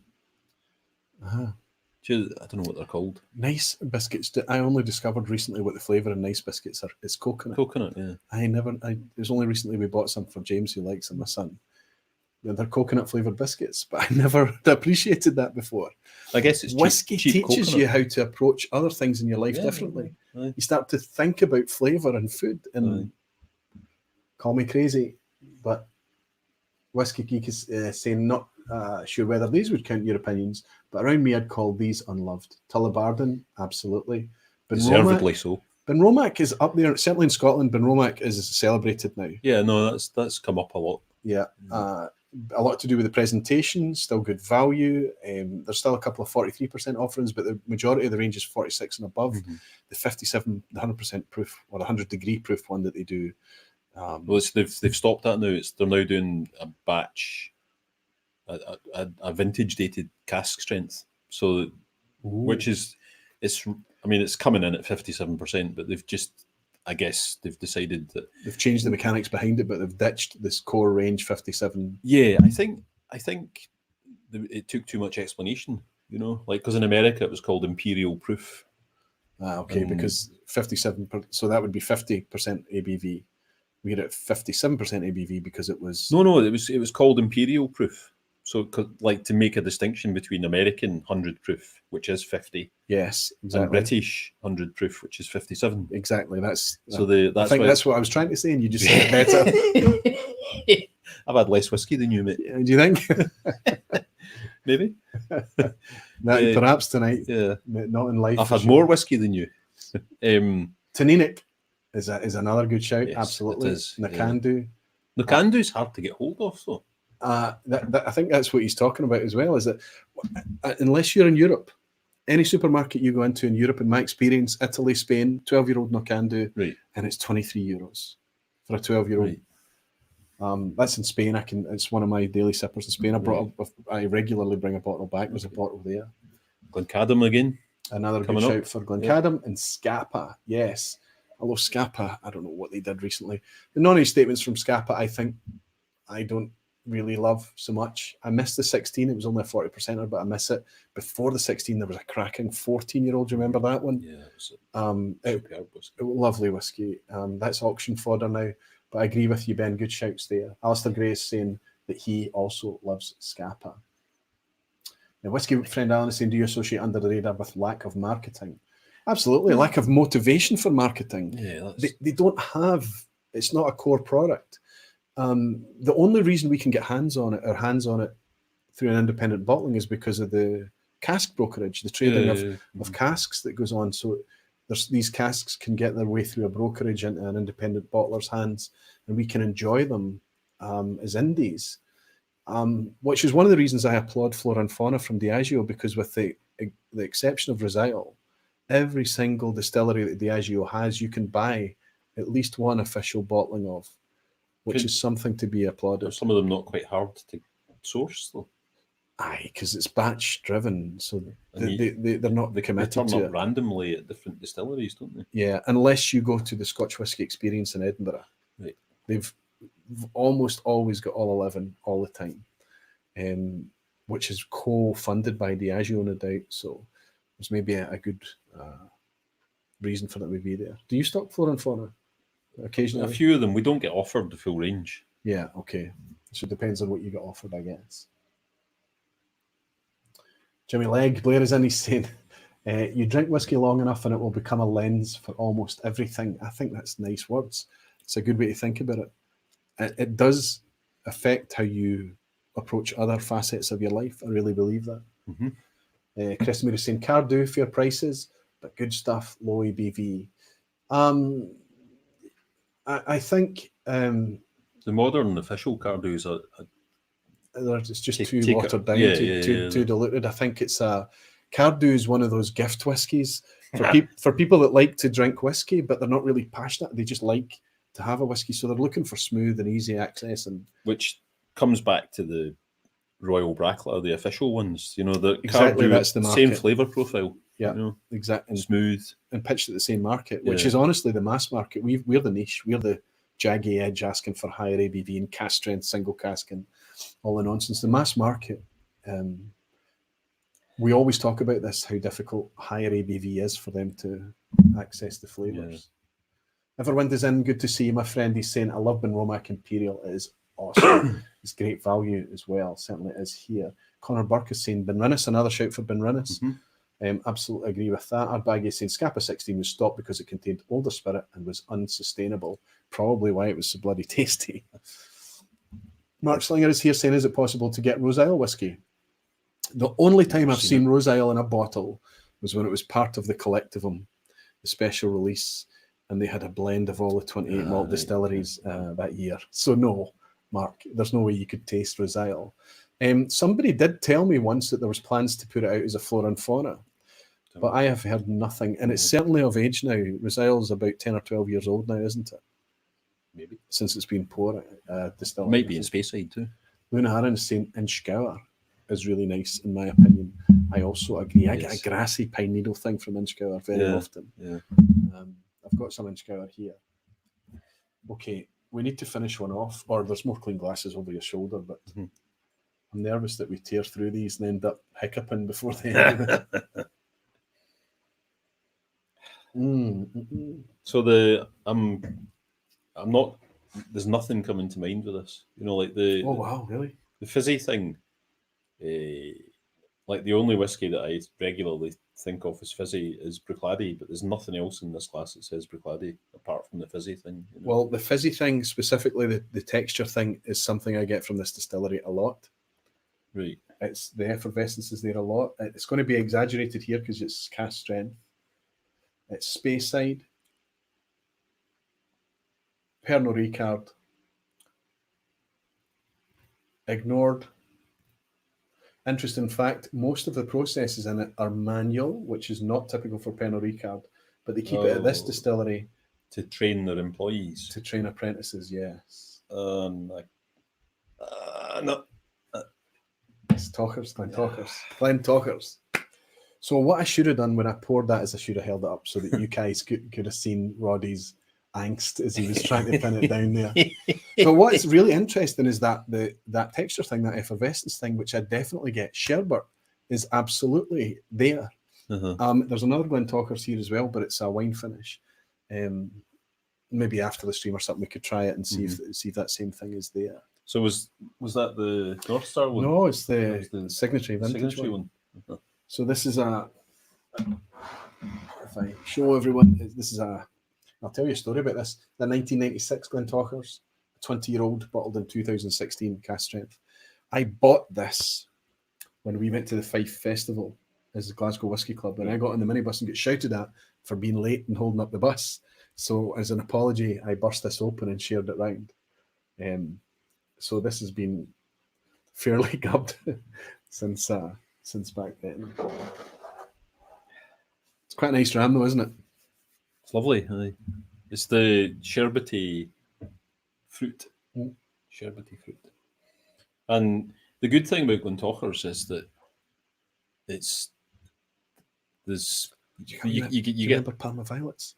Oh, I don't get that at all in this one. I know the sweetie, but I don't get that in this. I never get that in Glentockers. That's quite I'd call that a dark aroma. And Glentockers for me is a violet aroma. Yeah, that's a dark, heavy aroma.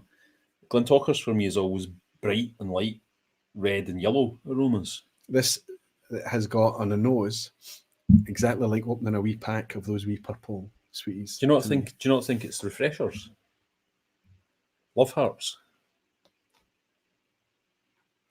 No, not to worry. Maybe but yeah, right. Maybe no. I was going to say the good thing about Glentockers is that there's loads of independent bottlings of it. You know, it's one that yes. You know, there's the official distillery bottlings that we all know, and then if you frequent whiskey shops, then you see lots of indie bottlings, and the ones that come around all the time are things like Glentockers and Kalila, which we're very grateful for. Yeah, honestly. Yeah.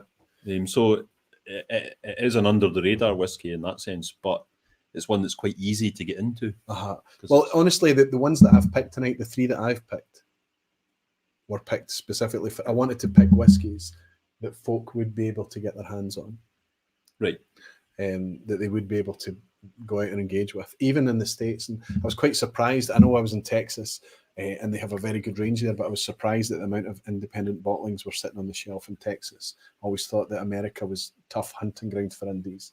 Maybe it is different. Of course, it's going to be different state by state, but in Texas, they had a lot of good stuff. Right. That's where they had the Capardonic for $67. Madness. 23 years old. Did you clear the shelf? Eh? No, I didn't buy any. Well, I did. I bought a bottle to take back and open and share at the event, but I sent Josh Golladay, I don't know if Josh is in tonight, into the shop afterwards to pick me up a couple. So I just don't know how to get them here. Refreshers and Parma Violets are like night and day. Yeah, how like you're saying Parma Violets and I'm saying refreshers. Can we agree on floral then? But then refreshers are fruity. It's a floral confectionery to me. See this. I want to go and I want to just say, you're right. It's the Love Hearts thing. But to me, it's every time I put my nose back in. I wish I had some here. I wonder if there's any Parma Violets left over from Halloween. That would be amazing. Or refreshers or Love Hearts. Anyway, it's very UK centric, that discussion. Yeah, that's. But I hope you get there's a confectionery note, the floral thing there. Sherbet, absolutely, all day long. Fizzy. And the sherbet thing not only is an aroma, but it's very sherbet on the textural thing. Yeah. John Paul Vanderhoven is saying G&M Glentockers 1995, one of the licensed bottlings, absolutely, was one of my first indie bottles. Good memories. The stripy label. Yeah. Can also say for Glentockers that when you do discover it out there, regardless of what indie bottle it's out in, regardless of the age, even that Signatory vintage bottle, I paid £75 or something for a cast strength 20-year-old whiskey. It's always good value. Glentockers is, and thankfully Roddy's absolutely right, it's traded in a sufficient quantities for us to be able to get. Yeah, we see it a lot. Jimmy like saying, if I get Valiant whiskey, I'm quite unhappy. Well, that's what I was saying, Blair. I'm talking about if I sometimes get shoe polish or solvent or paint or or you get horrible notes, you get baby sick, and you get all of these crazy things. It doesn't always necessarily affect your opinion of the whiskey, but yes, there are some challenging things can hit you. I wonder if you would be put off this. I think not, Blair. I think you'd enjoy this. Lunarin is saying, for me, Springbank has such a cotton candy pink one note, slightly burned. I get that. It's interesting. I get the burnt sugar thing. A Whiskey Journey is saying, Greg's Whiskey Guide, don't feel ignored. I had some good Breval too lately. That was one of the ones I didn't bring tonight. I thought about a Breval, but they're kind of harder to find. It's wee, isn't it, Breval or Braes of Glenlivet? I don't think it's that big a producer. That's Pernod Ricard. Pernod Ricard as well, yeah. I think Breval's, I was going to say about 3.5 million. You pull out your phone and I'll pull out that. You see what it says there. I don't think it's that small. It's 4.2 million. That's... But it all goes into Ballantines and Chivas. So as does Glentochers. Yeah. Wow. So that was... Breval or Braes of Glenlivet, as it masquerades as sometimes, is definitely another under the radar. But hard to find. But Roddy, I would agree that I think the only one I've ever had was the SNWS. Try to think of another. Berry Brothers have done 2 or 3.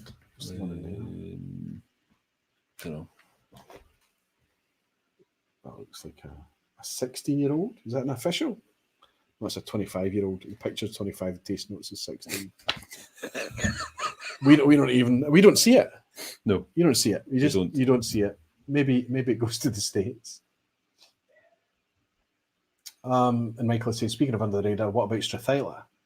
For us, Strathyla is a supermarket whiskey. Honestly, there's very few interesting ones. The 12-year-old is 40%. Yeah, you can often buy it on offer for 27 quid and things. To be honest, it was one that I did enjoy a long time ago, but I remember tasting this quite sickly sweet note from it that kind of put me off for a while. I've not been back to Strathyla for a long time. Yeah, I'm not a great enthusiast. Yeah, we don't get offered a lot of Strathyla either. It's very pretty distillery, gorgeous to see. Look at. Right, whose turn is it? Is it right? So, while you're unwrapping, well, I'm only going to just take. I'm going to disappear and I'm going to leave you to interact. You comfortable with that? Oh, for God's sake! Well, yeah. I don't know how to work all this stuff. Just you don't need to work anything. Just read the stuff, right? So there's somebody called Whiskey Dodie George Braley. Hello. Glenburgie is another with a few surprises. That was another one that I was thinking about bringing tonight. I think earlier on somebody else had said that the Glenburgie 10-year-old, which sadly has been discontinued, the Gordon MacPhail one, that was a great whiskey. So if you see that, so yeah, Glenburgie is a good one. Oh, jings, it's going crazy now.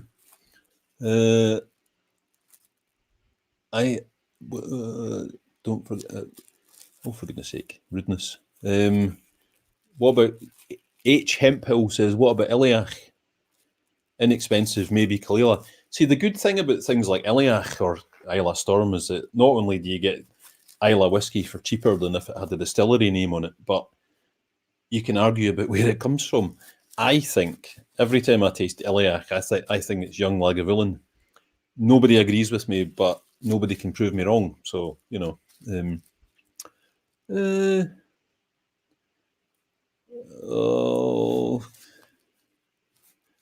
Jings. Oh, Glenburgie and Glenallachie Old Stock. That's Greg's Whiskey Guide. Do you not like the new Glenallachie's in? See, I think they're doing really interesting things at Glenallachie now. I mean, obviously they're changing things as they go, but I think Glenallachie in the past is less impressive than the things that are happening now with Billy Walker in charge. So I'm disagreeing with you, Greg. Sorry. Glenburgie is 300 meters from my garden, and you can't buy it. Who's that? It's Mark Slinger. Sorry. Oh, yeah, that's right. You have to say the names, don't you? Because I can see the names, but you guys can't. 300 meters from your garden, and the only Glenburgie is G&M, right? Well, the It's white, you regular. know, the white label ones that Chivas do, but you have to go to Strathila or I know the wee white, the stump, the the dumpy 50 ones. cl bottles, Yeah. But those are cast strength, distillery exclusive, Yeah. exactly. And they're a bit like Pernod Ricard's Flora and Fauna, Yeah. but you have to go to the distillery to buy them, exactly. Right? Well, we need to have a rinse out, don't we? Cheers, not you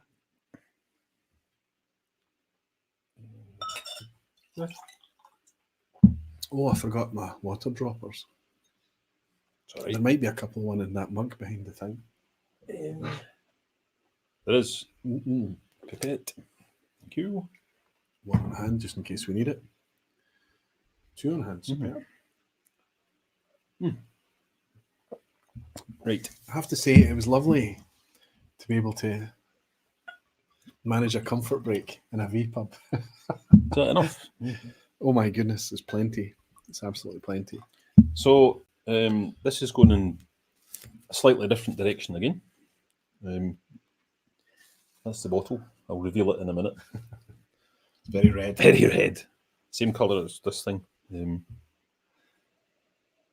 I just say, throughout December, for the weekly vPubs as well, you might pick up that I'm trying slightly different format things. I think it'll be fun. Last week I did my producer of the year. That was an easy one. It was Coquerin. I gave that to you. It was just wonderful stuff coming out of Coquerin. Yeah, the heavily peated and the 8-year-old. Great this year, haven't they? The heavily peated at the Alhambra Festival was a showstopper, and I was loving it. And then I tried the 8-year-old cast. It's like, come. And it's the price. Mm-hmm. Yeah, I know. It's the price. I picked up mine from Good Spirits Company, and what was it? It wasn't even £50, I don't think. Was it 50 quid? I remember. Thereabouts for 8-year-old cast strength. Wonderful, wonderful stuff. This week I'm obviously hanging out with Roddy to talk about under radar stuff, completely different format. I must admit I'm enjoying having somebody here. It's much more, maybe I'm just being lazy. Well, it's much more interactive. For me, it's probably less interactive.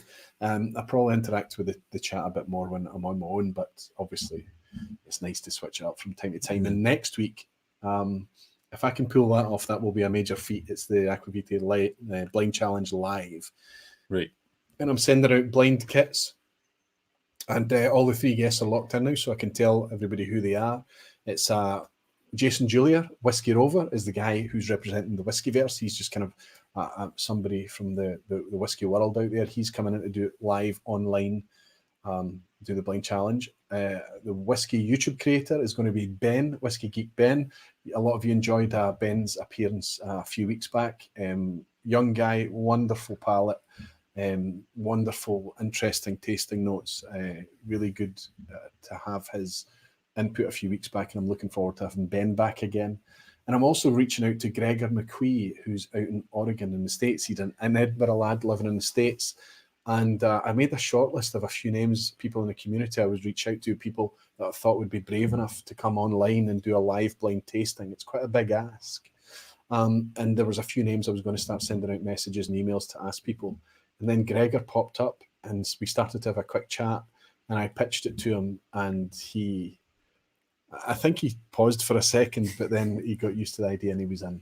So there's somebody from the community, somebody from YouTube, and somebody from the wider Whiskeyverse. I'm also going to send out a couple of spare sets so that people in the chat will be able to chime in as well. I'm sending out 7 sets in total. It's a lot of logistics behind it.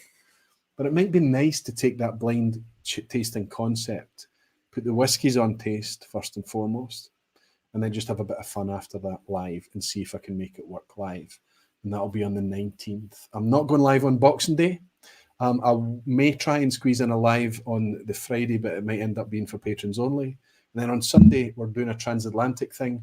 We're trying to come up with a name for that, but I'm going to go live first, and I'll have guests on summarising 2019, not necessarily whiskies or distilleries, but whiskey moments or events or whatever it may be, something that was a highlight of 2019.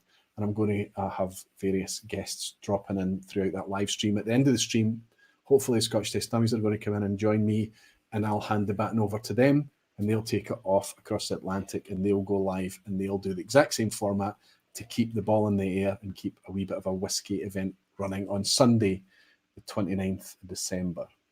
So looking forward to some cool stuff. A busy December month, but I think the Quite season, apart from all of the domestic, everything else that goes on, right? and maybe some work too. Yes. You've tasted the air since you've come in here tonight, haven't you? You've worked out there's a lot of spinning plates. Yeah. Cheers, my friend. Cheers.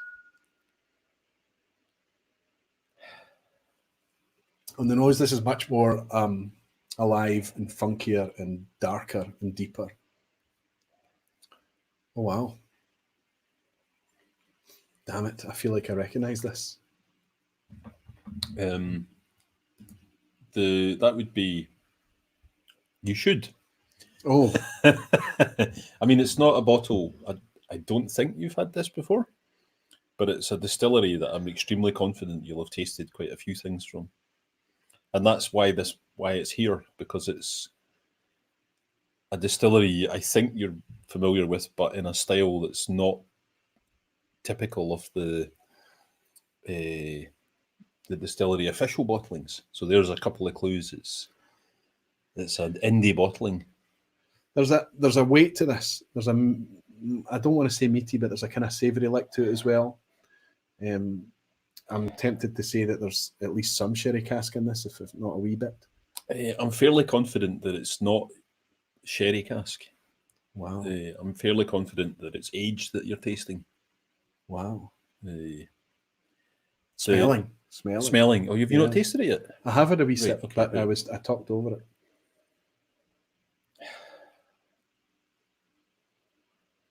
Are we back in Speyside again, though? We're not, no. Oh, wow. So that's me just get rid of half of all Scottish distilleries. I'm doing well. Narrows it down. You know? Narrows it down for you. I mean, it's not what it's about. The blind tasting thing isn't what it's about tonight. But it's fun. It's fun when you get together with friends and you do that, and because it really does make you, rather than just drink, you really do pause and think. And I know what you mean about the savoury thing in this, but I also get quite a strong caramel note, which I think is maybe why you were thinking sherry, because that caramel thing, that's the sweetness, you think. And the barrel char can often masquerade as different things as well. It's like looking in a mirror when I see Aquavita's initial reaction to a whiskey, I think. And Skogsmard is saying, I was recently told that it's the high white moss content which makes peated Islay scotches particularly smoky. Is this true, or were they talking out of their ass? That's why I had to approve that comment. Skogsmard, the decomposed matter that makes up peat, regardless of where the peat is taken from, is going to be different.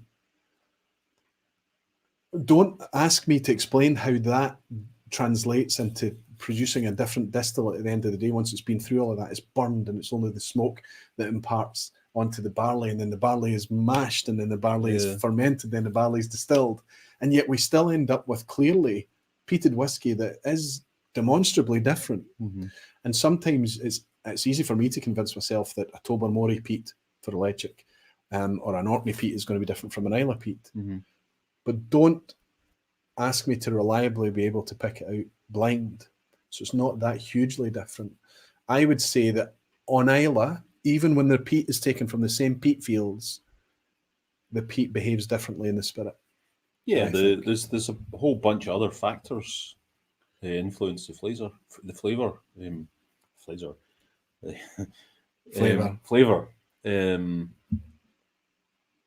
I don't know. Not a peat scientist. Sorry.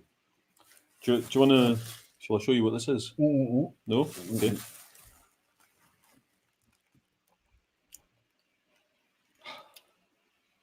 I'm second guessing because not only am I trying to work out what the whiskey is, I'm trying to work out what Roddy considers to be an under the radar, undiscovered, uncelebrated whiskey. So this is he wasn't listening.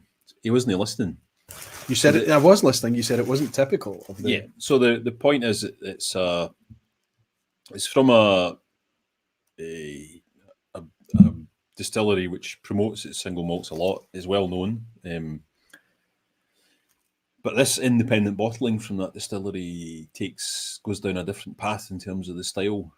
And that this was because I had 2 or 3 other bottles from big names that also go down a different path in terms of style. And I realised when I was sort of dithering about those that that's an interesting way to go as well. That, you know, we Dalmore is a big sweet sherried whiskey, or Macallan is a big sweet sherried whiskey, but you know, Is there a bit of wine cask in this? Is that what's going on? Is it? so I'm pretty sure it's just a refill barrel, but it's been in Quite it for active cask, or it's been in it for a long time. You're talking about age. yeah, Okay. 20 something years, or you know, like Kalila is almost always filled into refill ex-bourbon barrels. And then if you taste a Kalila that's been put into a wine cask, or if you taste when they do the unpeated Kalila, you know, it's the same distillery, but they take it in a different, and it's something else to explore. You know, that you're taking the same malt and it's running it through the same stills, and then they're able to come up with a twist on the recipe. You know, Yeah. so it's a famous name. I don't know. I can tell you. I can look it up in the yearbook and see where they are in the rankings in terms of sales. Is it in this year? There is a kind of dark note there. There's a savoury note. There's a weight to it.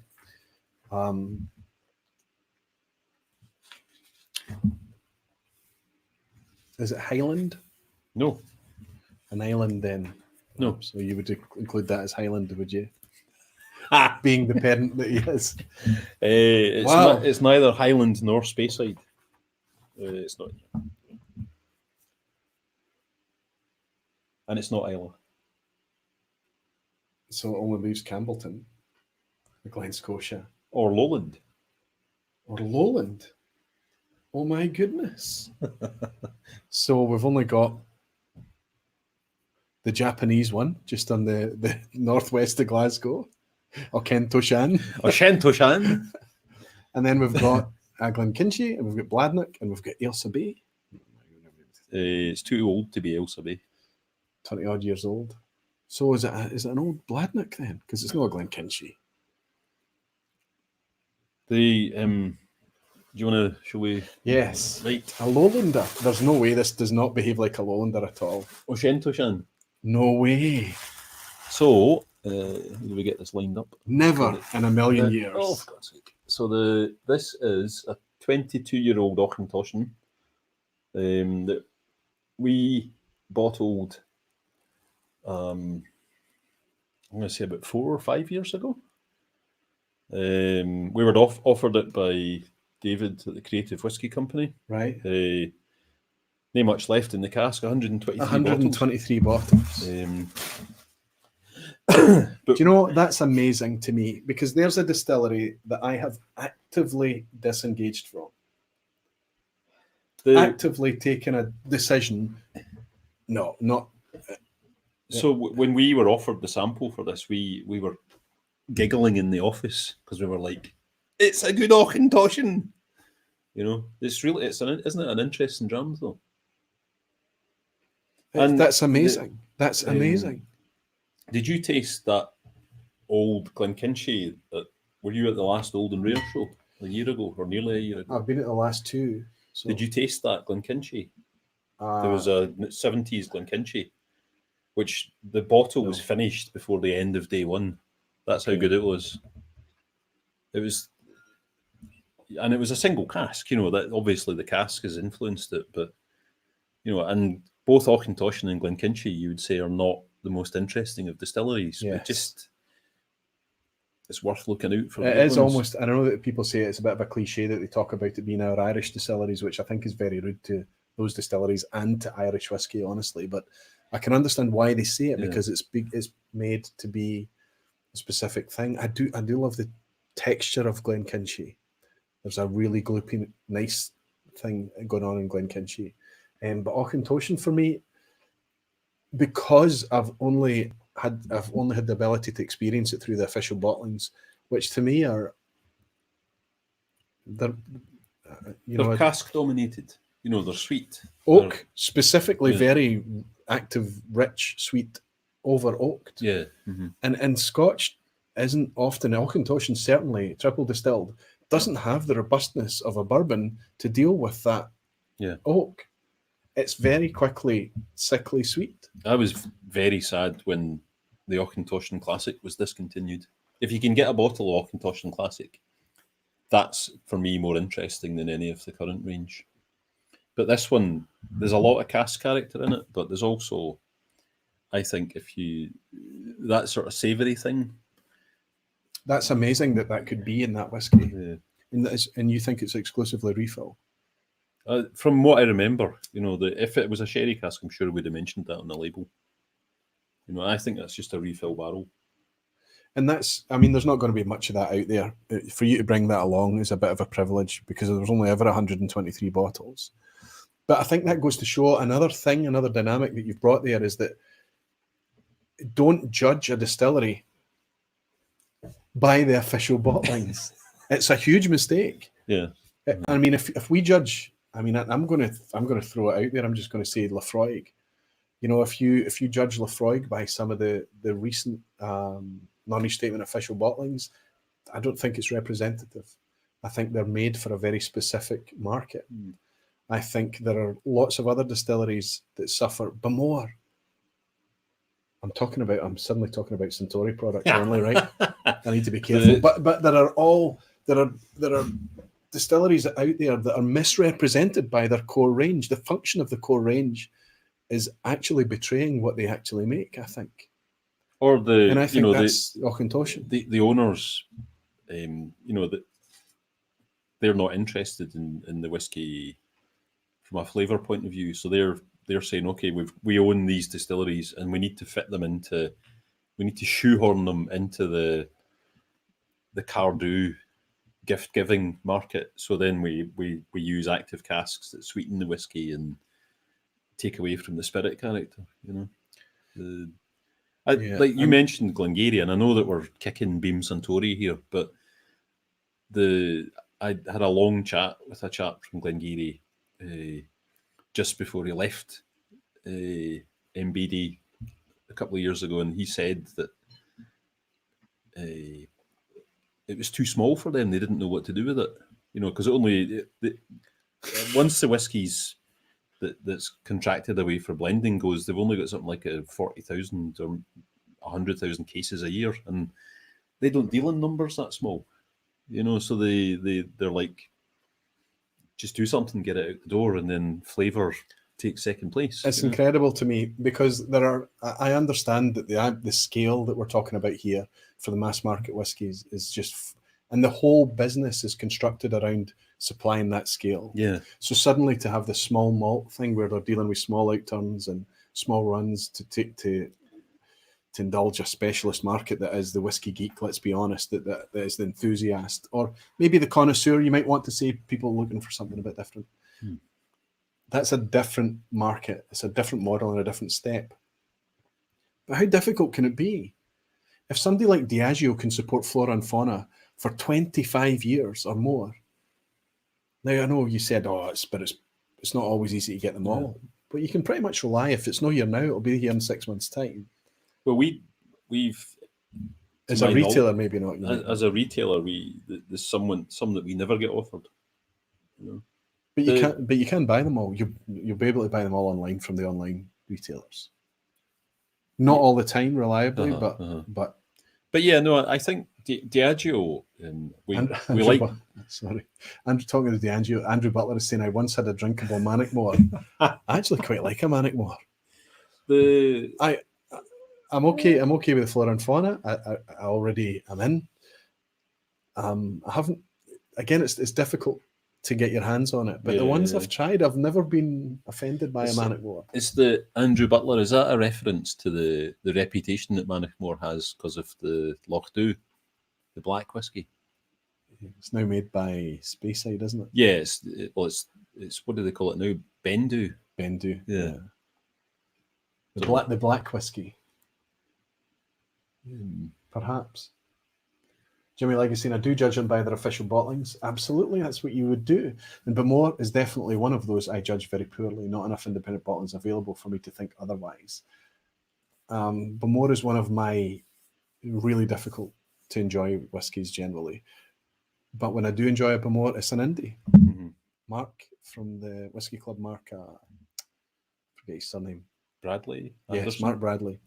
Brought a fantastic 9-year-old Bamore on the bus to the Fife Festival. And I was also at the Old and Rare tasting. And Sukhinder Singh talked about how watch Bamore. Some of the younger Bamores that are coming through are wonderful. What I do worry about is how they take that wonderful stuff and then present it as an official range. Mm. I think there's sometimes a bit of a disconnect there from what we see in Dalmore. You taste an independent Dalmore, it can really seduce. And we've never talked about Dalmore. I don't know what your opinion is, but for me, when I taste an official Dalmore, it's always just like, okay, this isn't for me. This is not my whiskey. This is literally like every corner's been taken and chipped off. Is there a good Jura or Dalmore from DJ Scott Dog? The Whiskey Exchange, they did I tasted a 3-year-old Jura that they did for their 10th anniversary recently. Maybe get that at auction. Short answer, no. just I'll let that last there. It's not a comment on Jura or Dalmore. It's a comment on how we can interact with them as consumers. Yeah. It's the people that work there, the people that make the whiskey. I'm sure they make fantastic whiskey. But it's how it's presented to us, how it's given to us. Yeah, it's the cask selection and what happens to it. You know, it gets run through the filters and filtered, coloured, and watered to within an inch of its life, softened for people who genuinely, and there's nothing wrong with this. You don't be snobby about it, but I know it's not for you guys. People that want to sit back in a comfy armchair in front of the Christmas lights and say, that's the smoothest whiskey I've ever tasted. Mm-hmm. And that's going to be their nirvana. Smooth. Yeah. Well, that word, smooth. Yeah. I mean, and I know that people, I'm going to defend smooth being used as a tasting note. I'm going to shout about it. And people that shoot me down for saying smooth is it. Because what happens is that somebody who's stepping into the whiskey bubble, they're struggling for their vocabulary. Mm-hmm. And smooth is a very easy thing to grasp. And if they're not getting a lot of prickly heat, if they're not getting a lot of jagged edges, and they say, okay, this is tasting nice and smooth to me, to them, for them to be told that that's a stupid word to use in a tasting is wrong. And there are some times in an extreme example where smooth would be entirely appropriate, I think. So, yeah, you're right, Roy, because we forget. Like we're used to drinking spirits. yes. So I saw that recently when I was letting one of my younger daughter's friends try a whiskey, which was a 43%er, and she took a wee sip of it, and she was like, "Oh," she was coughing and spluttering, and just all she could say was that burns, Exactly, yeah. And it was, it was something soft and sweet, like one of the Bracklas or something, that you and I would be like, "Oh, it's quite light. It's an easy one." Yeah. And she was like, "Oh, firewater." When I first got into whiskey, 2005, Glengoyne 10-year-old, I was pouring this much Glengoyne, and the same again, water.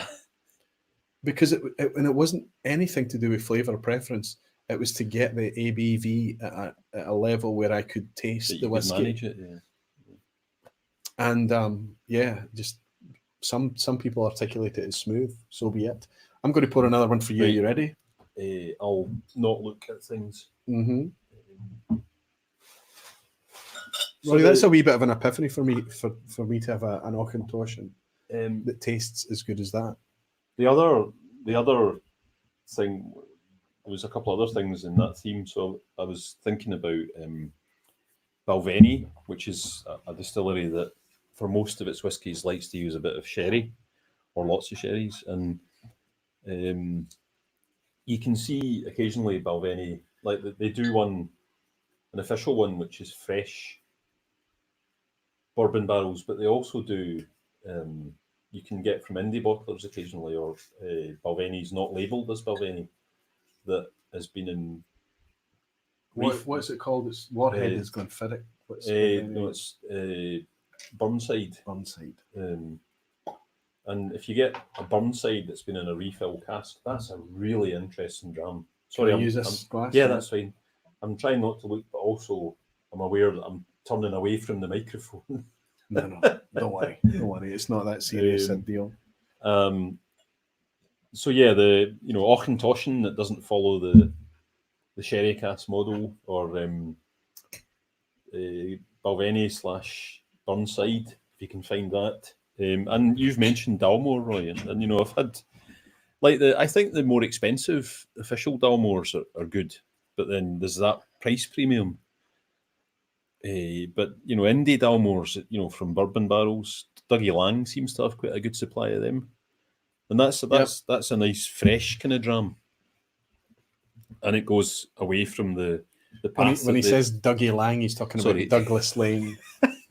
the old particular range, or what's the more expensive one they have? Provenance. Provenance is the cheaper one. Provenance and Old Particular. They seem to have quite a lot of casks of Dalmore, and they all seem to be bourbon barrels. So that'd be another one to look out for. I fully expect that the spirit of this vPub tonight is going to be very much in the spirit of Kilted Moose Scott's comment. He's saying, right, I'm set for an all-nighter with you boys. Open all the bottles. Jump in an Uber, Scott. Come over. We'll find a chair. So this is... when Balvenie do the whiskey with higher ABV, they're really good. For me to put 21-year-old portwood at 40% is just an insult. But again, we're not the market, are we, Kresimir? The market that's going to is the market is the mass market where, I mean, they're going to savor that. They're going to love the hell out of that 21-year-old portwood. And we're going to taste it and say that's a good whiskey. Wonderful at 46%. I wish it would have just a few more. I quite like it at 40. I mean, obviously I'm saying I like it, but then I've never bought a bottle of it. If it was my own money on the table rather than being allowed to taste it by Willie Grants, I might be a bit sniffier about it. But Jimmy, yeah, sorry. Jimmy Legg is asking if I've had the Bowmore Tempest. I don't recall having the Tempest. The first one was great, and then after that, they saw how successful it was, and I think this is my opinion, that they were like, okay, we need to get more whiskey that we can put out under that name, and I thought the price to value ratio went the wrong way. First one was, and it's another example, because that was bourbon barrels, so same idea. This is my Nirvana whiskey. Nirvana whiskey, that's a big clue. No, in terms of style, not this specific dram, right? But I know that this is from a refill cask. It's from a refill American oak cask. It's been used for Scotch before, and it's been left for a wee while. The age on this, I'll just remind myself before I spout it out. Yep. And it gives us this product. Scotch is quite delicate, I think. Honestly, most Scotch whiskies, a lot of Scotch whiskies are delicate and can be affected more by the cask than, say, bourbons or some rye or something. Mm-hmm. This is a wonderful, soft use of a cask where the spirit is still completely accessible. This is one of my favourite under-the-radar distilleries. It's not something you would easily get a hold of, but there's more and more of it out there. It's a fairly huge distillery in terms of output. This is my second bottle of this, and this is a neck pour. I've just opened it just now, so it's still quite tight, but everything I hoped for, everything I remember from the last bottle is here.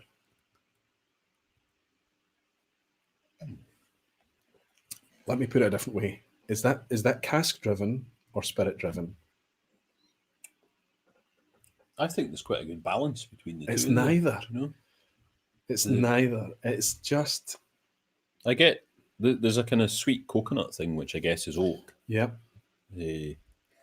But then there's a herbal thing, which I'm guessing is going to be spirit character, and there's maltiness as well. What about the texture? I find that there's a little bit of bite on it for me. Okay. You know, it tastes like it's maybe mid-50s. Yeah, I mean, it's exactly that. Even high 50s. Right. So it's a good high 50s. So the cask is taking out the bad stuff, the jaggies. I mean, for me, and I remember it the last time round, Malty. every time it is malty, it's absolutely malty. But there's a creaminess here. I was hoping that you'd pick up a creaminess, because the whole of the last bottle, especially as it went down, it got creamier and creamier. And I looked forward to every dram of this. Maybe in the neck pour, it's maybe not that obvious, but I'm looking for it and I'm feeling it. This is reminding me of somebody when you were reading the comments at the start. Somebody had mentioned James Eady. Yes, as being a little bit under the radar. They did a Milton Duff last year, which this is reminding me of. You know, it's that sort of slightly herbal thing, and then the coconutty cask character. There is a wee green note on it, but I'd never noticed before. Herbal, maybe even like dried herbs or dried grass. Is that King Alex III? Yeah, that's the good stuff when you get into the Dalmores, but then the price on it.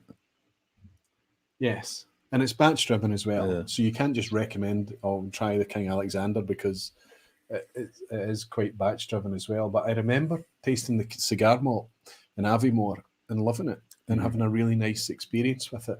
So don't discount them all. And like we talked about earlier tonight, it's mood and moment. And if you're enjoying Dalmore or any of the whiskies that we've given a wee kick to tonight, it's absolutely valid. It's continue to love them and enjoy them, and that's the beauty of it all. It really is. I mean, it's I think it would be fair to say that Glasgow's Whisky Club, there's 2 or 3 distilleries that get a good kicking any time that we're shooting the breeze, and one of them is Jura. But you know, I've been at events where the Jura was being poured and really enjoyed myself. They did a launch. 2012. They'd repackaged or something, and we went to a place it was an installation and experience. So you entered this big place and you had to plough your way through the Hessian sacks that had been infused with peat smoke, and then you entered a big brick warehouse, and the disembodied voice of Richard Patterson started speaking to you. You know, pre-recorded.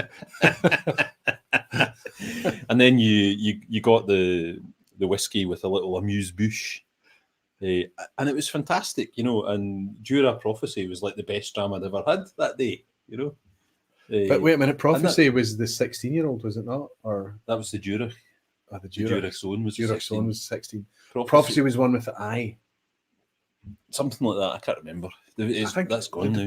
But anyway, the point is that the context makes the whiskey, you know. Absolutely. And you know, when we're at Whisky Club, it's allowed for us to be all sniffy, and it has to be cask strength. And Jura's gets a kick in. And the company that we're in, and if you were to stand up and defend Jura, you would be quickly shut down. Yes. Whereas, you know, if I'm pouring a dram for my daughter and her pal, it has to be 40%, and it has to be sweet and soft, you know. Can I just point out that all of Roddy's children are adult and grown? Both of my children are in their 20s. Okay, I'm older than I look. So a comment there that I wanted to pick on. Missed it. Mashburn is saying Mortlach. I think Mortlach is kind of been one of those under the radar. It was a doyen of the geek for a while. Yeah. Then it was official, and then it was overpriced, and then they pulled it, and then they tried again, and they're still working out how to place Mortlach. And I think the reason for that is that Mortlach is an extreme on the whiskey spectrum. It lives in an extreme, and I think that's difficult to put across. I think it could be and I don't mean it as a pun, a Marmite whiskey. You know, you like it or you or you don't like it. And I think when Mortlach, real Mortlach, is presented like Mortlach, is that you finished that? No, I've got a wee bit left, but I'm powering through it. You enjoy it, right? It's delicious. And when I Great finished this bottle, I went straight back to the place that was selling it and said, "Have you got any more of this?" And they had some more, and this wasn't why I'd actually gone there for another reason, but it popped into my head when I was there. I was like, "Oh, have you got any more of that?" And they had it. And I was so glad that they had it, and I'm so glad to be able to open it tonight, and I'm so glad to taste it and get everything that I had with the last bottle. You ready to guess? So it's not peaty, it's herbal, it's sweet, coconut honey thing. There's a kind of strong maltiness to it. So I'm stuck. You know, it's in that huge clump of Speyside distilleries. You're not a golfer, are you? If you took a strong 3-wood and you were outside the front of Dalmore and you hit it well, you'd land your ball where this distillery is. What, Tininic? That's Tininic. Yeah. Wow. It's a good one. Can I tell you as well? It's a good spirits one. Oh, here you go. This is now I've bought a few of your bottles. I've enjoyed your Athrusk. Yeah. I've enjoyed your Tininic, your Kalila, but this one for me, and especially as the bottle went down last time, Right. I thought this is this type of whiskey that I love. And what it made me realise is that a lot of the producers, Pernod Ricard, the big ones, Diageo, when they're making a distillery to produce a certain product, they're often trying to mimic what another distillery is capable of. Because what they're trying to do is make backbones for blends, make dressers, make foundations for blends, whatever it may be, and they're trying to make the same thing. Yeah. And this is a style I recognise from a number of different Diageo distilleries, not in flavour profile, but a wee bit in texture to Clynelish, a wee bit in texture to a Dalhuan. It sits on the palate longer than it should, given the 10-year-old age. And the fact it's been in a refill cask, it hangs about, and that's what I articulated as being the creaminess, the nice texture of it, and that I know that amplifies as that liquid goes down. I bought this from Roddy. Oh, for goodness sake! Wonderful, wonderful stuff. So Tininic, it's a huge 10 million litre a year. Yeah. It's so Glenfiddich just went through a huge capacity they've got a whole new increase. still house. Yeah. But Tininic was up there with, in terms of scale, production scale, is Glenfiddich. Glenfiddich was maybe 11 or 12 million. Tininic's about 10.5 million. But that's how big a distillery we're talking about. And the majority of the whiskey drinking world has never heard of Tininic. And yet it's capable of deliciousness, right? And there's no way that you would say it was it 59.7? 57.9. 57.9. Yeah. There's no way you would. That was one of the reasons why we bought this, was because the flavour and the texture belies the strength. Yeah. It belies what we do expect from 10-year-old whiskey, bourbon matured whiskey. I mean, it's. I have no idea what it tastes like, though. Obviously, but it's there are just so many whiskey experiences to try and remember that it's impossible for you to recognise one of your own whiskies. So there we have it. Glentalkers for me, Tininic, and you are Brackla and Auchentoshan. and Auchentoshan. Auchentoshan. That's amazing. So, but I occasionally do use that line about the people coming out the shop and asking for the Japanese Auchentoshan. That's a line from Roddy. But I had German customers or Northern European customers come in once, and they wanted Auchentoshan, which is North European in pronunciation. How do we? So this is the one with the dark seam. Is the almond one. I've got Luna's note here. We're not analysing or reviewing whiskies. We don't need our palate to be completely calibrated. So when you have food or anything, whether it's oatcakes or cheese or whatever it may be, oatcakes are different actually. They're really good stripper. cheese or chocolate or whatever it is you're having, That's tasty. it really can often enhance, and I've never tried it, but I think this cake that we're having tonight is going to make this whiskey taste even better. And it was sent to me by Luna Aaron, who's wonderful. I got to meet her in Frankfurt, and I love her already. And she says, "Dear Roy," and she talks about this this Christmas cake. And she told me what the ingredients were and what she'd made them with. But it's a traditional German Christmas cake made with spelt flour. It's dense and it's dark and it's heavy. I'm going to have a wee sip of whiskey after it. Lovely. But I like the little card that she sent along with it as well. You don't speak German. Non-German. Do you know what? I think I must have seen this as a meme or something before, because I knew before I saw the translation what it meant. Whiskey ist, was Bier sein möchte, wenn es grosser wird.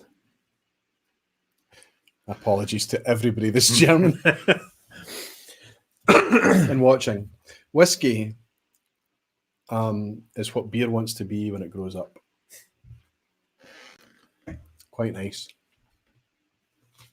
Not as nice as the cake though, Aaron. The cake's amazing. Aaron, Luna Aaron. Luna, thank you so much. Her name is Ursula. Ursula. It's a nice name, isn't it? Ursula. Did I associate it with Ursula Andress? Maybe that's why I like the name Ursula. Luna, thank you so much for your wonderful cake. The cake is good. We like the cake. Thank you for sending.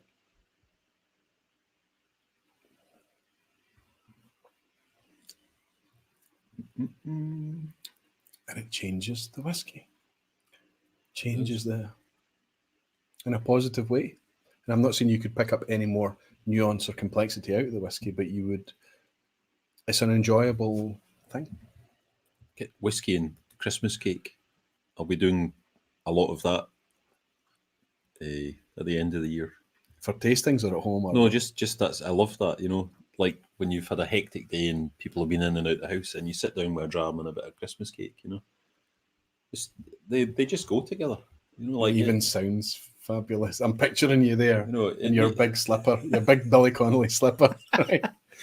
my slanket. That's right. Hanging out under the lights. But this fits that. Do you know what a slanket is? So No. it's kind of. Does it exist? Yeah. It's kind of a. I don't have one, but they were. I think Billy Connolly talked about them. It's kind of a sort of sleeping bag affair. But you sit on your couch in it, and it's got slots in it so that you can keep your hands in, or you can put them out to work the remote control and lift your cup of tea. And it's got a hood, so you're kind of.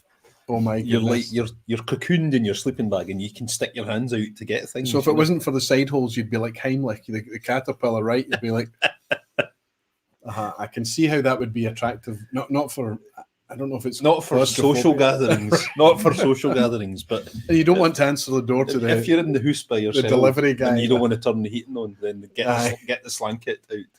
A very Scottish thing, then. Keep the heating down. Keep the heating up. Luna Aaron is saying, "So lovely you are, Roy, sitting at home and blushing." No, you're very, very. It's very appreciated, Luna. Thank you so much. One slipper. Somebody's saying, "So like one slipper." I don't know what a Scot means by.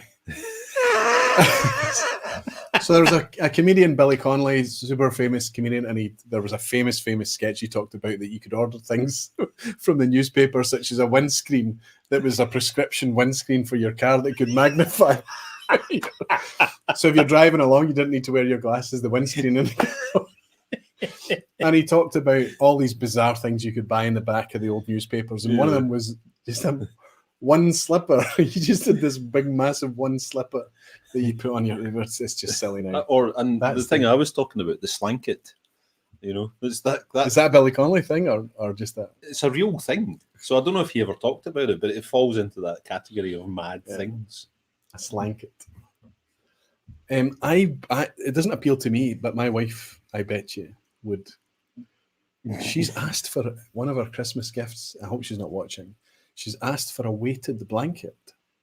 A what now? A weighted blanket. Don't ask me to explain. I still have to do the research on it. A weighted blanket. Oh.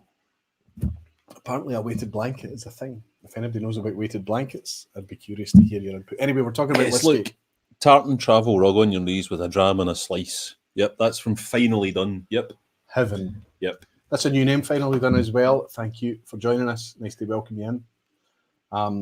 I'm ready to pour. That's me. It's your shot. Right. So again, I keep turning things the wrong way. So anonymous bottle that you don't know anything about, right? Get Try off. to peek, yeah. Can I also say that we always on a vPub, and it's not going to be any different tonight, but I realise the time, we're already 2 hours, Roddy. Jings. We've killed the 2 hours. There will be a quiz at the end, but I appreciate for lots of you guys in Europe, especially the guys that are an hour ahead of us, it's already super, super late. There will be a quiz for anybody that wants to stay about. I've made it so you're getting it. It's just a case of when. Are you in a curfew? You quite happy? You comfortable? Yeah, we'll do a dram. Okay. Are you staying for the quiz? Sure. I'm happy to be embarrassed in public. I would be. If I did one of my own quizzes, it would be a disaster. But there's a few in there that you might enjoy. So stay for the quiz. There will be a quiz, but we've got one more drama, I think, each. Mm-hmm. Yeah, we've done 2 each. There's one more distillery I want to share, definitely, and I've saved what I believe to be the best of the three for last, and you've got one. So all we need is an empty glass. This has got less in it. This is the Brackla. I think I'm getting through the drums faster than you know. You're a skilled hand, Roddy. And I'm not working tomorrow. Scotch Stammies are in. We're just looking at those two Aquavitae, the weighted blankets. Are you serious, Scott? You were looking at. I need to know what they are. They're very comfortable. Tom R says weighted blankets are very comfortable. Stops you moving around at night, but I would find it oppressive. Captain 3D Phil is saying, just keep the heat off and pile on army blankets. Phil and Deepa, I would love you to tell me what you're doing on Sunday the 29th.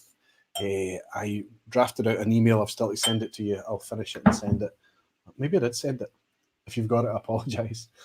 But let me know what you're doing Sunday the 29th of December, please. Maybe you could join us for a thing.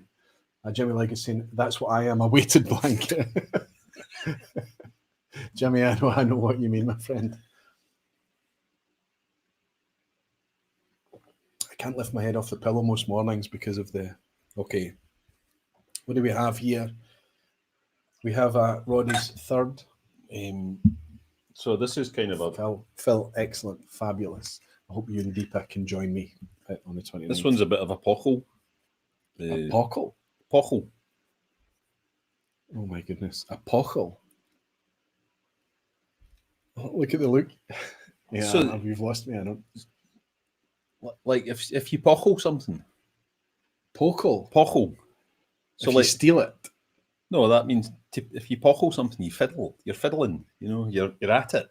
Like you pockle it. No, that's not what it means. That's what it means to me. Pockle, and I wouldn't say pockle. I'd say pockle. But that's probably just a regional. Anyway, right. So okay. Yeah, so that I've fiddled things for linguistic arguments aside. Sorry, I just kind of wanted to put this in because. Tell me, there's a bit of wine cask in this. Technically, yes, but in whiskey terms, you wouldn't really say that. Sherry, then. Yes. Sherry's a wine.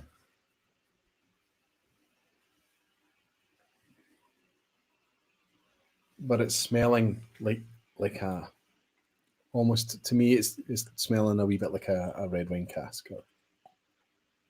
Sherry casks. Okay.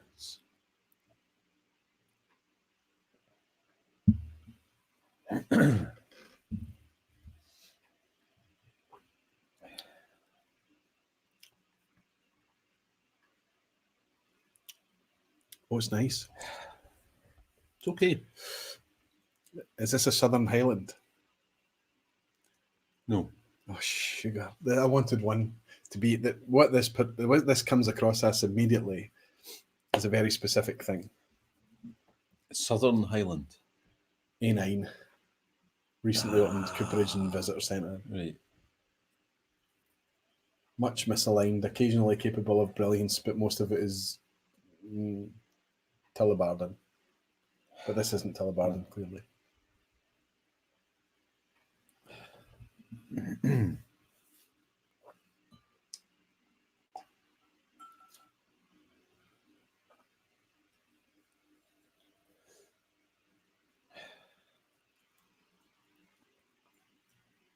This is a nice dram.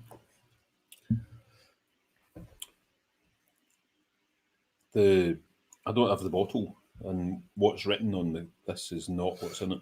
So you can guess all you like. I don't have see it anything. anyway. Yeah.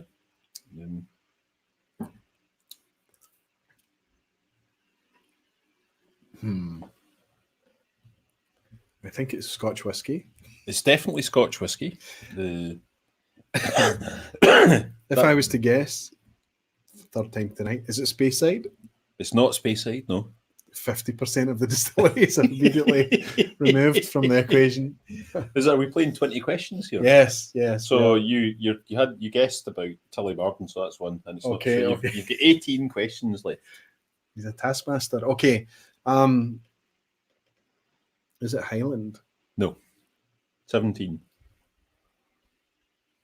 Is it Campbelltown? Yes. 16. Is it Glen Scotia? No. 15. Underrated. There's nothing from Springbank or unless it's Hazelburn. It's not Hazelburn, although it could be. This is why I said I was pockling, because it's the underappreciated hidden gem in that it's bloody hard to. Sorry, it's very hard to get hold of this. Bloody's fair game. It's especially almost midnight. It's Yeah. very hard to get hold of it. Yeah. So it's Springbank 12-year-old cask strength, which we were talking about at the start of this. Yes. And I'm aware that it's a pockle, a bit of a cheat for me to include that as an underappreciated or hidden gem. But I wanted to include this because it is absolutely my favourite whiskey. I didn't know before I came here tonight that you were going to do you were going to use that review of the Springbank 12. You know, I didn't know he was going to do that. So No, you didn't. That's kind of coincidence. But I wanted to include this whiskey because, and it's kind of in a way it's perverse, because if I tell people that you should try very hard to get a bottle, it will make my life harder, and it'll be harder for me to get a bottle for myself. I talk about this often, and I had to bring it up when I talked about Conferring being my producer of the year for 2019. We need to celebrate the people that are doing things well. Yeah.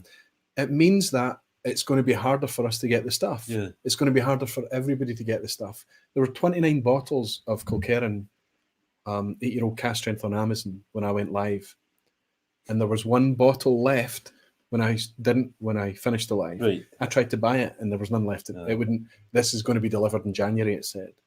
When I tried to buy the one that was left, it didn't exist. Yeah. But that means that all the bottles have firstly gone into the hands of people watching the barflies. Yeah. But the other thing is that it deserves to succeed. It deserves to be something that they say, okay, that's successful. Let's build on that. Let's build on that. And hopefully then they become a model, a torchlight for the rest of the industry to say they're selling before it even touches the shelf. Mm-hmm. What are they doing that's right? They're bringing engagement, they're bringing quality, integrity, they're bringing lots of flavour, the presentation's fantastic, and they're being bizarrely honest about the price. They are. The last the last price increase from Springbank, I can't remember which one, one of the maybe the 10-year-old, but the wholesale price increased by 8 pence. Why would you do that? You know, it's like it's Springbank. It's a cultural thing. Yeah, it's very much a cultural thing. It's like, this is the price. This is what we sell it for. We make our money, and that's it. Yeah, you know. And they put out the 12-year-old twice a year. If they've got enough sherry casks, then it's 70% sherry. The last batch wasn't, so it wasn't as good. But this batch is back to form. This is the for Roddy to say it's not as good. Can I just quantify that? I loved it, but I think he had a great point, and he made the point at the time. I'm talking, just to clarify, I'm talking about the February batch. Yes, wasn't as good because it it was still a good whiskey, but it wasn't Springbank 12 to you because you'd been used to maybe the exaggerated sherry, and there was a lot more American bourbon cask in there. Yeah.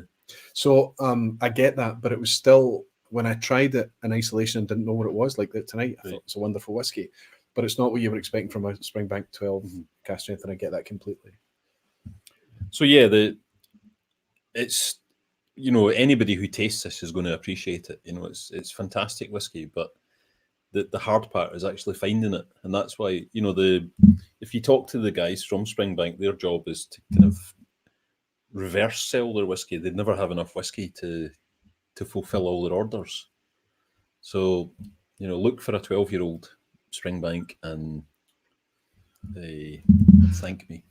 Can I just point out that when I was poured this blind, I asked him first, is this a Speyside whiskey? Luna, that cake is wonderful. I'm going to blame your cake for that. You know that, don't you?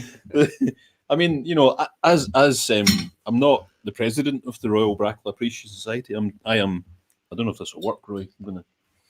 I am but a sub-minion. No, but sub has been scored out, right, so it's just minion. Promoted to minion. Yes. But as a member of the Royal Brackla, That's fine.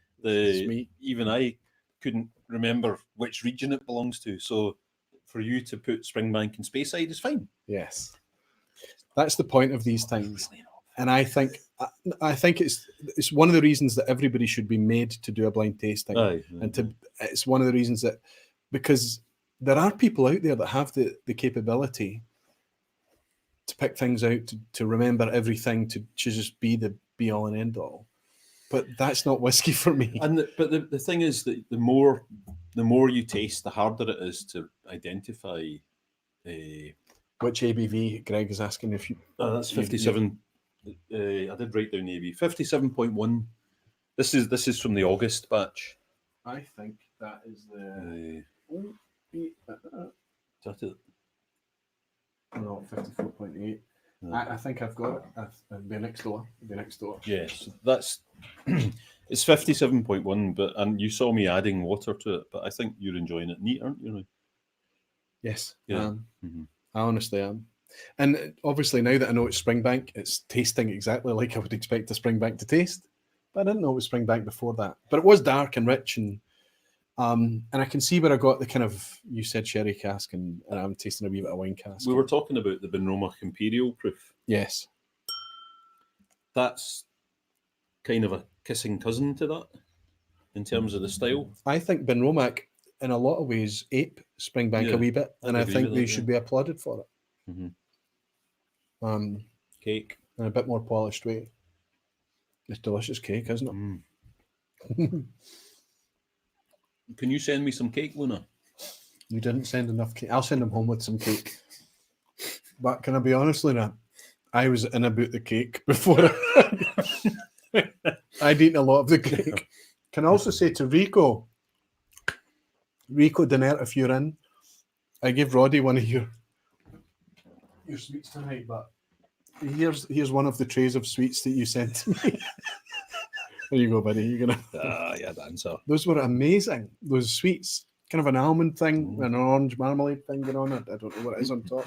Some kind of marmalade.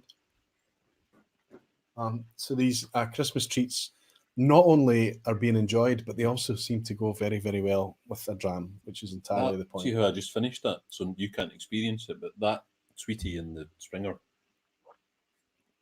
the marmalade and almond thing just sings with the sherry. You only bit half of it and left half for me, though, right?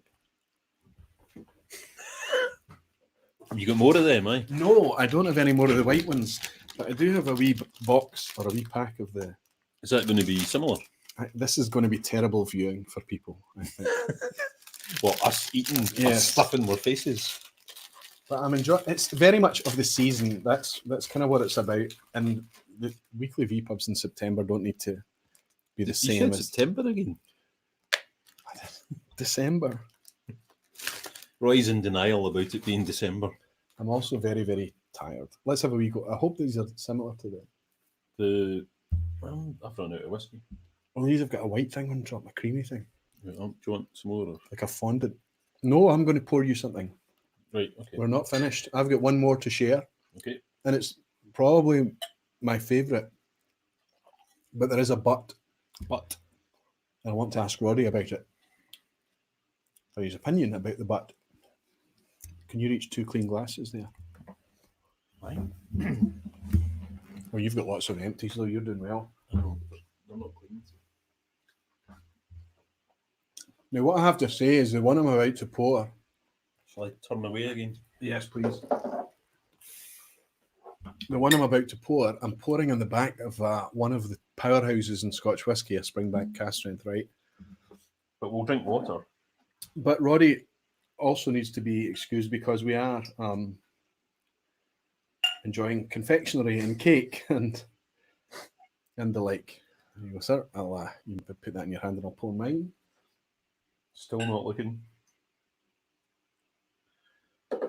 But this is a distillery that you can buy.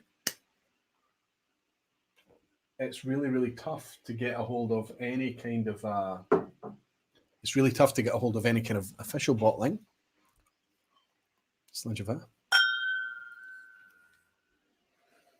The smell. Ooh, it's like jelly sweets. No? Jelly sweets. Yep. Even a. Captain 3D says, I think the pores are getting bigger. So? They are actually. I'm miserly. I'm far more miserly. What if they are? It's really like jelly sweets. So, obviously, the first question has to be: this is this Speyside? Yes. This is a Speyside. The Alchemist, Sevi is in, and he's saying you and Roddy should do a whiskey general election special now. I think that's what it might turn into, Sevi, honestly. But it is the season, and it's out of sync. I mean, it's my whole idea for December was just to kind of relax a wee bit and switch it up and change things, and I don't know how, because the alternative is monologues from me.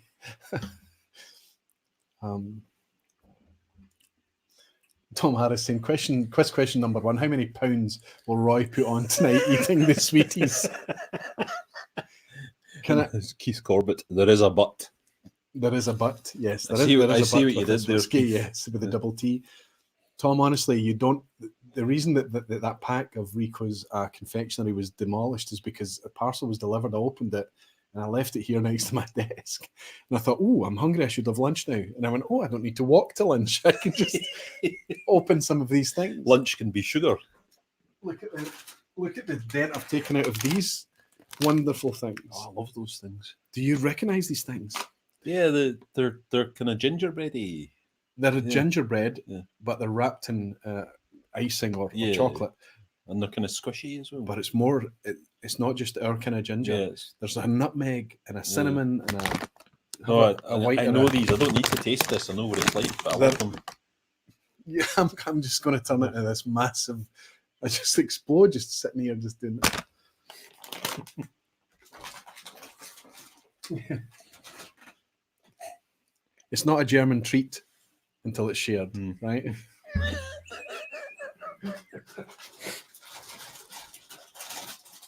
Did you have the brown one? I'll have the white one. Thank you, Rico. Tom, in answer to your question, inevitably, I always put on a wee bit of winter fat during these weeks. I can usually work it off. Jimmy Legacy and that t-shirt is getting tighter. Roland is saying Speyside, yes, great. Also narrowed it down to 50%. Done this before. Sevi is saying beefcake, and Scotty S is saying put the sweeties away. I'm salivating like a dog. I wish I could share how they're brilliant, these things. But specifically for bringing out spice and whiskey, I think. Yeah. So this is not cask strength? No, absolutely not. 46, maybe? Spot on. 46. Quite certain.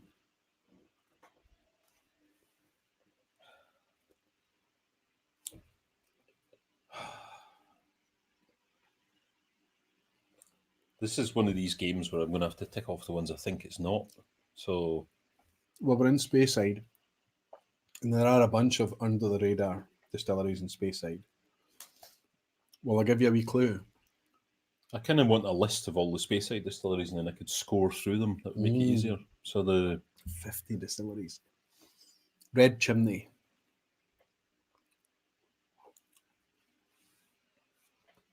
Up until about 2004, Red Chimney. I think, did a partial triple distillation and since stopped.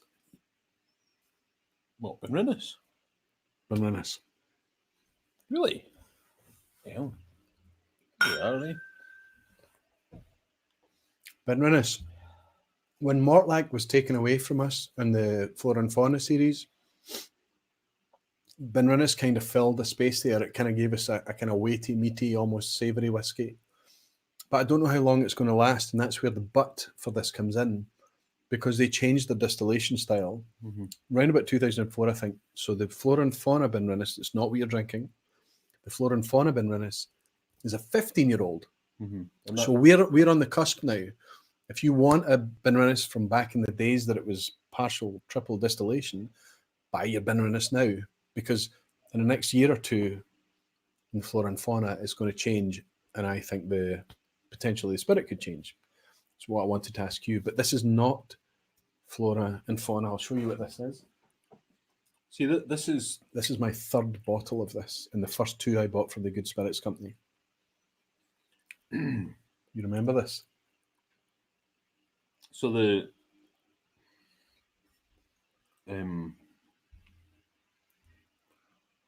This was hosted. This was given to me at a tasting hosted by you in 2016. And I was blown away, and I bought a bottle of it. I think the Whiskey Rev bought a bottle as well. Not sure. I went back and bought another bottle of it before it sold out. And then I found that at, I think, Louvian's, and bought that one as well. Because I think that's where I got it. See, what's interesting about this for me is that my mental reference for Benrinnes is less malty and meaty than this and more fruity. But I guess what that says to me is that Benrinnes is capable of going, and it's a bit like Mortlach. When we think of Mortlach as being a sherried dram, but Mortlach from a bourbon barrel can be a really interesting whiskey. And this is the same. This is Benrinnes from a bourbon barrel, and a very active bourbon barrel, I think. Yeah. But for me, there's I don't remember that tasting. And I don't 3 remember. Years ago, it was a long time. I remember it. I don't remember the taste of this whiskey. So I would not. That would not have been. But when I talked about Tanninic being interchangeable with other Diageo distilleries, I think Benrinnes is almost made to be a little bit like a Mortlach. Even although they've changed their partial triple distillation, which still happens at Mortlach, I think it does behave a wee bit. This is not typical. If we were to taste the Flora and Fauna, you would get more of the savoury, I think. It's presented more of the typical Benrinnes style. But I honestly think Benrinnes is available widely. Multiple independent bottlers are carrying Benrinnes all the time. You can get it very, very regularly. It's very accessibly priced. And I honestly think it's wonderful, wonderful whiskey. It's a good drum. Malty, my savoury. Under the radar Speyside that is Benrinnes. There's Jimmy Legg saying, I love meaty whiskey. I don't know if this is the meatiest example of Benrinnes. This is not, but Benrinnes can be it meaty. Can be, yeah. But you wouldn't be able to get this one anyway, because there was only 423 bottles. So this is, if you imagine a single cask, what they've done here is they've vatted a couple of casks together to get to that number of 423 bottles, which is how I was able to get 3 over the span of about a year, I would say. too quickly from the Good Spirits Company and then find another one out in the Far East. The Alchemist Sevi is saying, can you ask what Roddy's one epiphany bracklet? Oh, that's a great story. Can I hear that story after? No, you can tell that story while I go for another comfort break. So the 1969, was it? No, it was. It didn't have a date on it. So the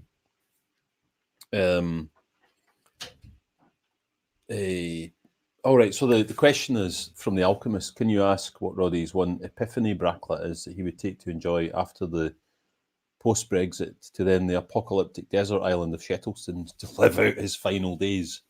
Right. Okay. So what would be my brackla that I would take with me? So that it would be the bottle that caused us to found a club. So we've tasted a lot of brackla.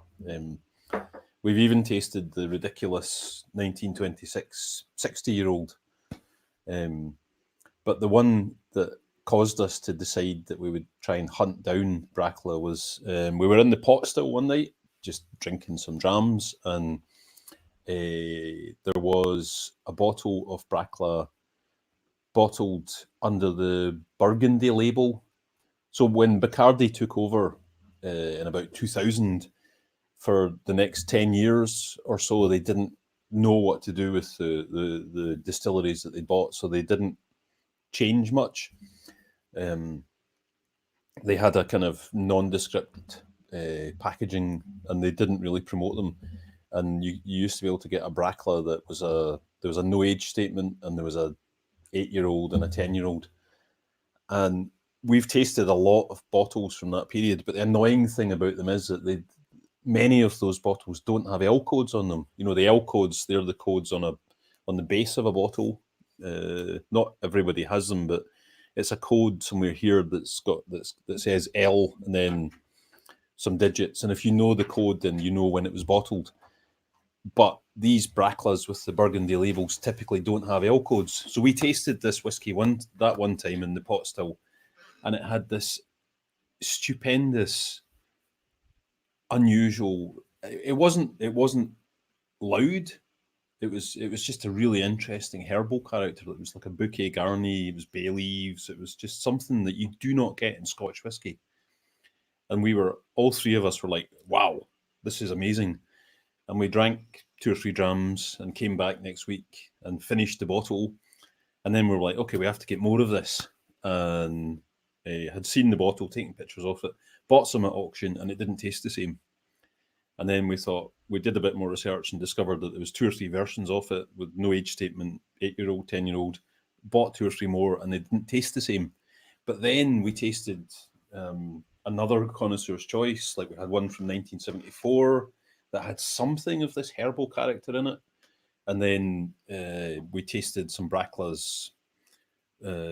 Like it's this period from, I think, the end of the 60s through to about 2000.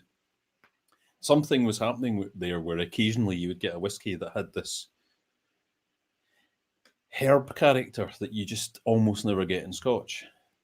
So if I could have that bottle that we had in the pot still that time all to myself, then I could go and retire to a post-apocalyptic desert island in Shettleston and I think there's a wee bit of the moment, there's a wee bit of the social gathering, there's a wee bit of nostalgia, there's a wee bit of a rabbit hole thing going on. There's all of that mixed into that. But that's what whiskey does to people when it has that. And probably the first time you tried it, the three of you were maybe eating similar food or drinking similar drams or beers together. Well, we were, and it built up to that moment in a synchronized way. I mean, we'd met after work to go for drams, so we'd had probably a beer and just random drams in the pot still. So you weren't drinking the same drams? No, we were getting 3 different drams and sharing them. Okay. You go to the pot. Absolutely, yep. You go to the pot still. However many of you are, you all have a different dram, but you all taste them, and then we happened on this brackler, and we're like, "This is fascinating." Had a round of it. And then really enjoyed it, and we assumed that that's what brackla from that era was, because at that point none of us were into Brackla. Went back the next week, finished the bottle, and discovered that it was a one-off. So once or twice we've found a bottle that approaches that. And it's an unusual flavour, like... Who are the other members of the... So there's Mark and David that are both members of Glasgow's Whisky Club. Mark... Bradley. Right, and... The treasurer, and David Burt. Bald. Very, very friendly, outgoing. This is of no interest to you guys, but it's very interesting to me. But the concept is super interesting to everybody, I think. That you can have a moment and a thing and an epiphany. But the fact that you had an epiphany with three of you at the same time, is that too big a word? An epiphany? It was in the whiskey. It was in the whiskey. It was like, this is a flavour that none of us have tasted before. And you've said this is based on that moment. Anyway. So you're struggling, and now you've narrowed it down to an era. I think so, yeah. I think so. Yeah. Listen, can I ask everybody that's still in tonight, and I appreciate your patience tonight, you're hanging out with us longer than you normally would by half an hour, but I had a feeling it would happen tonight. I warned Roddy before we went live. Who is interested in staying for a quiz? If you are up for a quiz, please shout loudly in the quiz. I imagine that most of you who have stayed with us this long have stayed perhaps because you're thinking of joining us for the quiz. The quiz is here. What were you looking at there? I was closing down some notifications and things that we didn't need. Okay. Sorry. I don't know how any of this stuff works. So here we go. John Paul van der Hoven, Keith Corbett, Kubrick 36. Nice to welcome you in. That looks like a new name to me, my friend. Steve A. Fantastic to see you, Steve. Alexander Suchu, would you say? Suchu. I've tried to pronounce your name before, my friend. Alexandru. Whiskey Jason, Whiskey Dry Forest, please give us the wee dividing lines. That's Whiskey Jason out in Germany. He's got his channel of his own as well. Doug Chrisop is in. Good to see you, Doug. Mo's Chun, my friend. Mo's good to see you. Jens, the same quiz.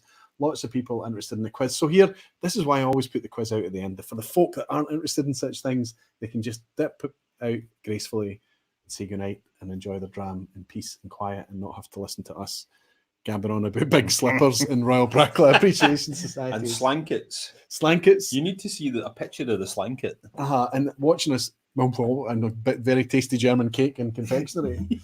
But Carl Van Wallingham is in from Belgium. He's saying still in for the quiz as well. Fantastic. One Glassman. Werner, good to see you. Peter Wilcox is here as well. Good to see you. Mark Slinger. That's a lot of Simon people. Jones. Lots of people are up for the quiz. Roddy, here's how you're going to drive the quiz or play the quiz. Let's see. I've got this piece of paper. Excuse me. It was not here for the quiz. It was to set the white balance on the screen. But you can use it. That's fine. Pen. I'm just trying to get this to go full screen. Oh, there's a slanket. Oh my God, he looks so happy to be in his slanket, doesn't he? Look at the hover. How do we do this? Do you see the slanket? I've put that. The whiskey gift to give this year. The slanket is a slanket. You can't see it. It's a bit fuzzy, but that guy is grinning so much. You can zoom in on his face. He looks very happy to be in his slanket. See how happy he is to be in the slanket. You could be this happy. Last week we drove the demand for Kilkerran. This week we drive the demand for slankets. Oh man, I love a slanket.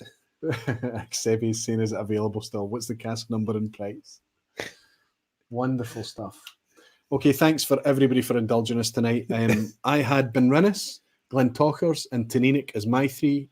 Roddy, yours was Royal Brackla. We had no overlap. Yeah, no. Yeah. The occasional Springbank, which I think is a bit of a duffer to throw at. I usually a chancer. Cheating with the Springbank. Yeah, Springbank, Brackla, and the Auchentoshan. And the Auchentoshan. That's the epiphany tonight. That's the. You don't often get them as good as that. Right. This is the second best Auchentoshan I've ever tasted. Is the best Auchentoshan you've ever tasted something you can save for the next time you come and do this? That's gone. No, not as a dram. The story. The story. Basically, again, I'm saying sure, you'll come back again. of course, yeah.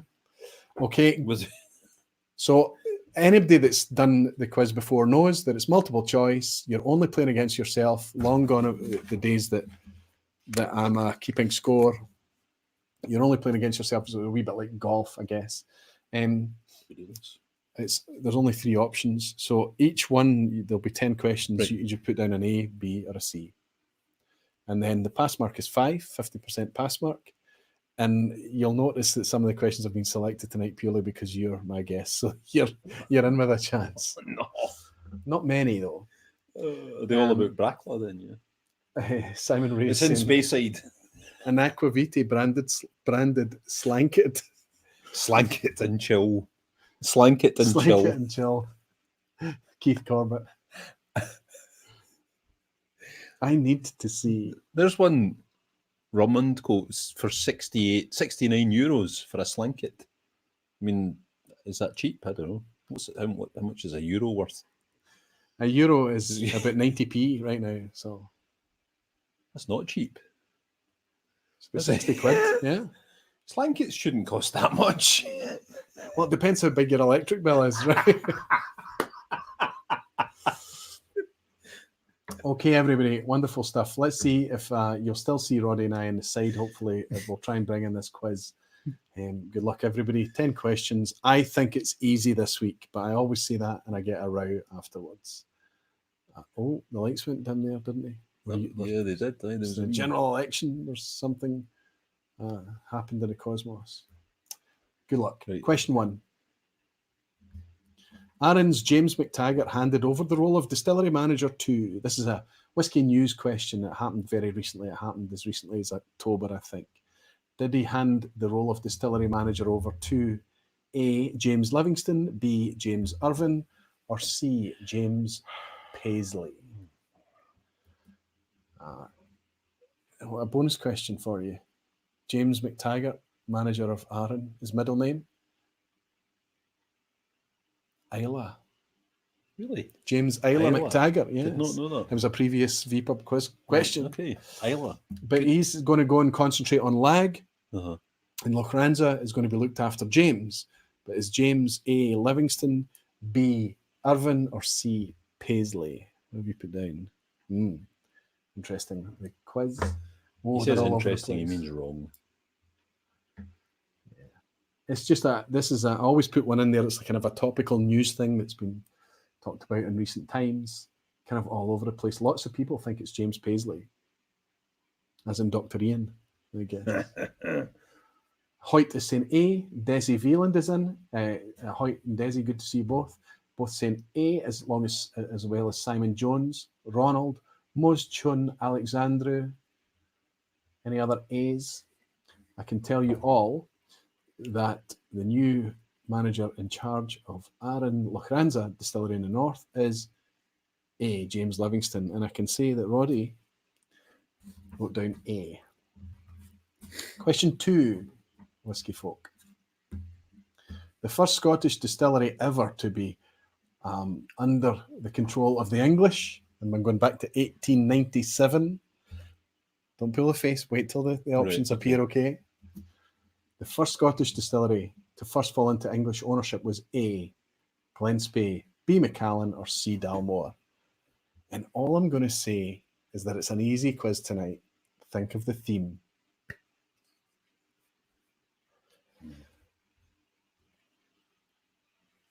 That was a huge clue. Mm-hmm. Absolutely. I've been getting a hard time for all the hard questions recently.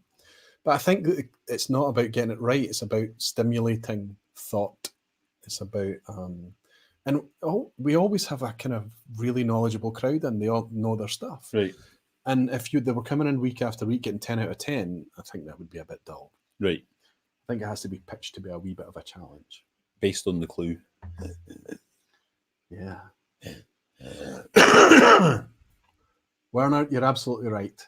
Based on the clue, indeed it is Glen Spey. The whiskey I talked about that my wife poured me blind on the couch, that not only did I forget that I owned a bottle of Glen Spey, but I forgot that Glen Spey actually was a distillery. It sounds so generic, doesn't it? Glen and Spey. It's in the internet age. It's a terrible name for a distillery. Glen Spey. Yeah, Absolutely. You type that in, and what do you get? I did a patron post and I wrote a little piece on it. And if you've ever seen what Glen Spey looks like, it basically looks like a ramshackle bunch of Victorian industrial units and a homeless shelter. We were offered a Glen Spey recently, and we were all of us were looking at each other saying, "Is this typical? You've got nothing in your glass. Is this? This is the Glen Spey. This is the whiskey that motivated me to do this entire subject." But we were all looking at each other saying, "Is this typical?" And we realised that none of us. So this is people. The ultimate under the radar distillery. Collectively, about 100 years' experience of selling booze. And we realised that none of us had a reference point for Glen Spey, because when do you ever see it? And not only that, it's a distillery that's been around for forever. It's a 19th century distillery. It just trundles along doing its own thing. Yeah, but it's absolutely crucial. At one point, it was the vital spark for J&B when J&B was super popular. So I didn't know that. Glen Spey had to be Glen Spey. Yes, so I actually forgot that Glen Spey existed as this distillery, which isn't a surprise to me. But anyway, if you answered A, it's Glen Spey clearly, and as we move into question 3, I took the clue, so you did answer A, I didn't took you? the clue. Yeah, you gave me a clue. Shelter Point Distillery is located where? Now, before you get all excited and say Canada, is it British Columbia, Alberta, or Nova Scotia? Where is Shelter Point? About a year ago, they released their 5-year-old. Everybody went batshit over it. It was apparently a really nice whiskey. I never got to try any. It sold out pretty quickly, and they've kept the 5-year-old as a core part of their offering. I still haven't happened upon it. I would like to try it, but it is almost like I can't say where it's from in Canada, obviously, because it's a question. But it seems to be like a bit of a farm distillery. They grow all their own barley. It's quite interesting stuff. And it's not typical of Canadian, or what I understand Canadian whiskey to be. But what I want to know for tonight's question is, where is it? Well, That's. I guess. Yeah, I'm running the odds here. It's a total shot in the dark. Roddy's guessed B for Alberta. Shelter Point Distillery is, in fact, the crowd seem to think it's in British Columbia. I think it's in the west coast of Canada. Let's have a wee look. It is indeed in British Columbia. I always like to put a wee world whiskey question in there just to mix it up a wee bit. But yeah, when I was reading up on Shelter Point, it kind of struck me as they're doing things because we associate Canadian whiskey production with massive volumes. And obviously Shelter Point is not that. I've got a Spirit of York bottling through there unopened. Looking forward to trying that. A friend brought it back from Canada. Have you not even heard of Spirit of York? No. I hadn't until he mentioned it. I struggled. Well, I deliberately only focus on Scotch because there's too much. Like Scotch whiskey, champagne, and cider.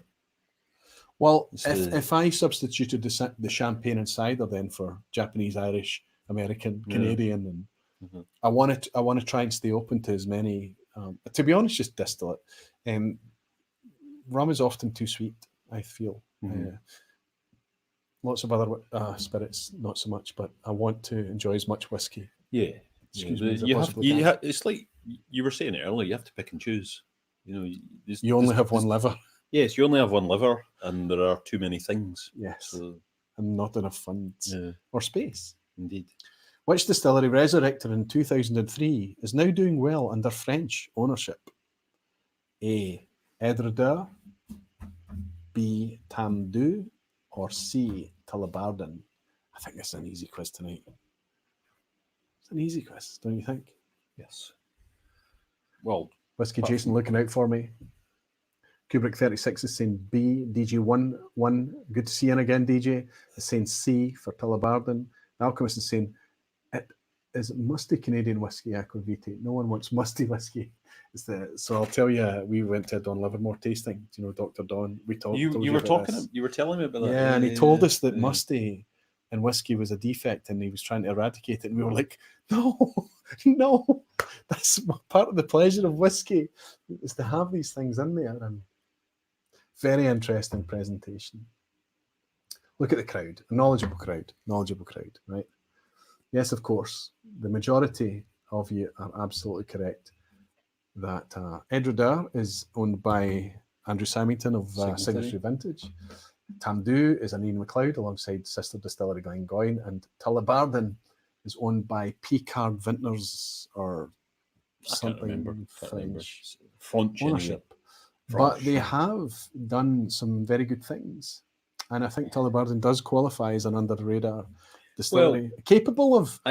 It's been a lot of what they do is a bit mince, So if the new owners lift the quality, that comment that was way at the start by the troll guy said mince. It's a bit mince. Yeah, I mean, the Tullibardine is another one like Durat that gets pelters at Glasgow's Whiskey Club, and I think not deservedly so. Well, in recent, they've some of the non-age statement stuff is a wee bit. They did a cast strength one. Do you remember the cast strength one? I think we had it at the Whiskey Club. No, I don't remember. And I think it was like a 10 or a 12-year-old cast strength. I don't remember that. I've had a lot of bad Tullibardine. Was it the blind dram? But in saying that though, I got a gift of the 500, so the sherry cask no age statement one, and that was, you were talking about daily drams that just vanished because somebody had said that they liked Loch Nagar as a daily dram. Yes, and that was in the days before I was really into whiskey. Loch Nagar would go down easy, Yep. And Tullibardine 500, there's not much to say about it. It is whiskey, it is sherried, not complex, but it goes down very, very easy. Tullibardine 500, a delivery mechanism for a nice feeling. Is that what you're saying? And that's not a bad thing, because sometimes you want a whiskey where you're not being analytical. I mean, we're absolutely, we're sort of thinking about and we're guessing and all that, but sometimes you just want. But tonight was a bit of a mix. Tonight was about kind of just talking about the whiskey, but not necessarily analysing the specific expression, and just kind of. And often it is more about the event or the social engagement. Keith Corbett, Tullibardine, the CBD of whiskey. Can you like that comment? No, but we can't. You've just done that. Okay. But John Paul Vanderhoven is saying the most unhurried quiz ever. John Paul, it is a bit of a different night. I do apologise, my friend. Question just for John Paul. Let's move on very, very quickly to question 5. Always a pictorial question. Now look at this nice little, well-kept, pretty little whitewashed courtyard. What the heck is that? A tree? Is that like a bit of? Oh yeah, it does look. It looks like a green monster appearing over the building, doesn't it? I'm going to give you your options. Tell me, is this Nakandu? Is it Glenelgin? Or is it, Loch Nagar? Yeah. Again, I got a 1 in 3 chance. Sometimes the pictorial ones, it's really cruel, if I'm honest, because only if you're familiar with it or you've actually physically been there. I've got 3 Diageo distilleries. It's very well kept though, isn't it? That's quite a nice little roundabout they've got going on there with the planting and things. I'm going to go with C because that looks like visitor parking. Oh. Keith Corbett is saying cell phone tower over the warehouse. And the Alchemist is asking if it's the Glenspey homeless shelter. No, this looks like this is a palatial residence compared to Glenspey. It's posh. Yeah. This is posh. But you're wrong. Whoa. It's the other posh one. Okay, for those of you that think it's Royal Loch Nagar, same as Roddy, he also thought it was Royal Loch Nagar, but Royal Loch Nagar is more kind of estatey and feel. Right. This is Glenelgin. Glenelgin's an interesting whiskey, and I've heard it said, or I've read it written, that Glenelgin is Diageo's Macallan, and I always wanted to know what that was about. Was that about the whiskey that it produced? Certainly can't be to do with the brand. It must be to do with the liquid or something. Who said that? I knew you were going to say that. I want the source for it as well. But I think it could have been like a Serge or one of the Malt Madness guys or something. I don't understand that. Yeah, I wanted to understand what the comment was about it being Diageo's Macallan. But it's difficult to get hold of. It's definitely under the radar, Glenelgan. Yeah, an there's official the, bottling. There's a 12-year-old, isn't there? That one. Yeah, yep. But when was the last time you saw that for sale anywhere? We briefly had that last year. You know what? This makes an amazing Rob Roy. More than other whiskies? Why? Why would that be? I don't know. This is another side quest of mine that for I don't know 10 years or so I've been making Rob Roys. So a Rob Roy, if you don't know, is then the reason for this side quest is that a Manhattan is a mixture of 2 parts of bourbon or rye, 1 part sweet vermouth and bitters. And then at some point in the 30s, somebody, I think for a royal visit to New York, somebody came up with a Rob Roy, which is Scotch whiskey, 2 parts, sweet vermouth, bitters. But every single recipe in cocktail books for a Rob Roy says Scotch.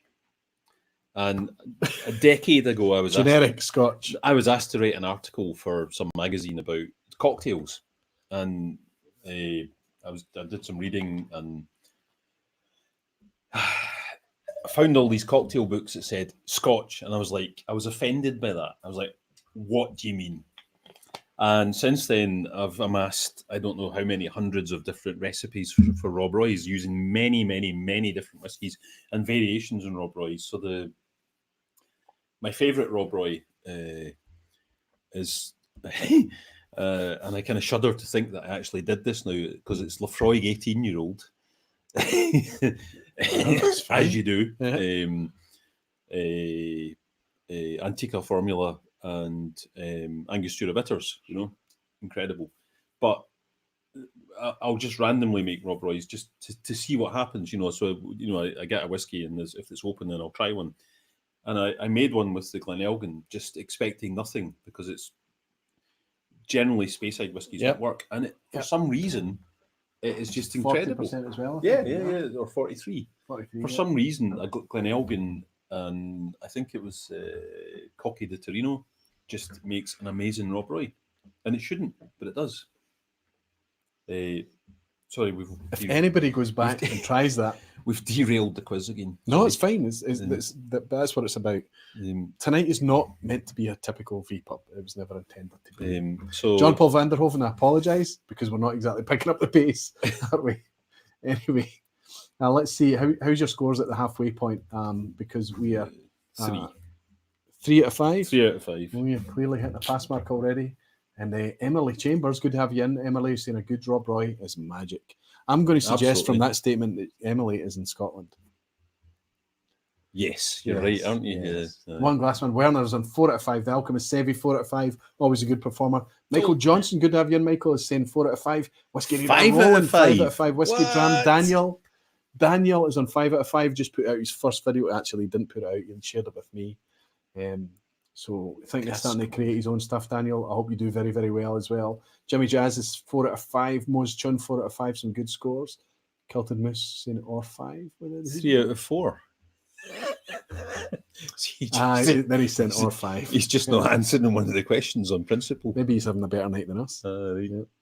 Okay, let's move on to the second part of the quiz. And I can let you guys all off the hook. 127 of you still in. I love you. You're wonderful. Thank you for your indulgence. Move on to question 6. In Scotch whisky distilling, the output from the wash still is known as what? You have to write that down without me giving the options. Is it A, pot ale? Is it B, low wines? Is it C, wash? Specifically, I want to know what the output from the first distillation is known as. Is it A, pot ale, B, low wines, or C, wash? So I throw in geeky things too, like production questions, and there'll be a whiskey tube question in here. There'll be an image for you to spot a place. It's all kind of whatever I can come up. A lot of people are asking me to sit my own quiz. But somebody once, James Hope, once set 10 questions for me, but he pitched them squarely for me. So literally, I don't think everybody struggled to hit a pass mark. They were really, really tough questions. But one of the questions I remember was, what's unique about this distillery? It has a mash filter and hammer mill. Is that Tininic again? Yes. But the answer was in Stierney.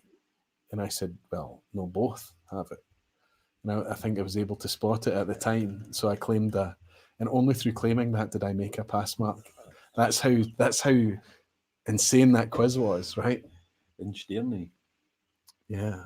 They're the only ones to have a mash filter and a hammer mill. Are they in Fife? Is that? Yes. They're built... They're the big one that's just outside Glenrothes. 4-5 million litres. Aye, big distillery, yeah. Okay. And they're doing weird stuff.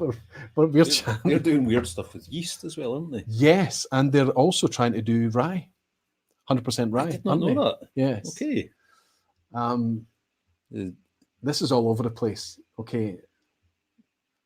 I'll just tell you all, put you all out of your misery. Anybody that said B, we're looking for low wines. So the first distillation produces low wines from wash. Slanket filtration. It's going to be a theme. If Roddy ever does come back to sit with me, we're going to get slankets. We're going to get slanketed. So if you've answered B, give yourself a point. Question 7. We have to smile. Which of these extended classic malts enjoyed a release as a flora and fauna expression? And then you get geekiness like this. Oh, God. Okay. A, Glenelgan. B, Knockandoo. C, Royal Lochnagar. One of those three, at once upon a time, was a flora and fauna, but then it was released in its own branding to represent the distillery as a core product under the extended classic malts. Do you think you could mention the first classic malts, the 6 of them? Lagavulin, Oban, Glenkinchie, Talisker, Cragganmore. It's one I always forget. Mm-hmm. And I remember the last one. Kalila. Nope. Kalila was a flora and fauna. Classic malts, right? Say them again. So Lagavulin, Talisker, Glenkinchie, Oban, Cragganmore. Oh, Dalwhinnie. Well done. So this is extended classic malts. Once they realised how successful and pivotal these were in the Scotch scene, they extended it, and one of these became Jings. Greg's Whiskey Guide is saying I'm relieved to think it's A. John Paul Vanderhoven also thinks A. Yeah, I'm going A as well. A. Everybody thinks it's Glen Elgin. But Glen Elgin once had a flora and fauna, did it? Yes, It did. Absolutely did. So you said A, give yourself a point. Move into question 8. And ask you all, Roddy Graham is a founding member of which appreciation society?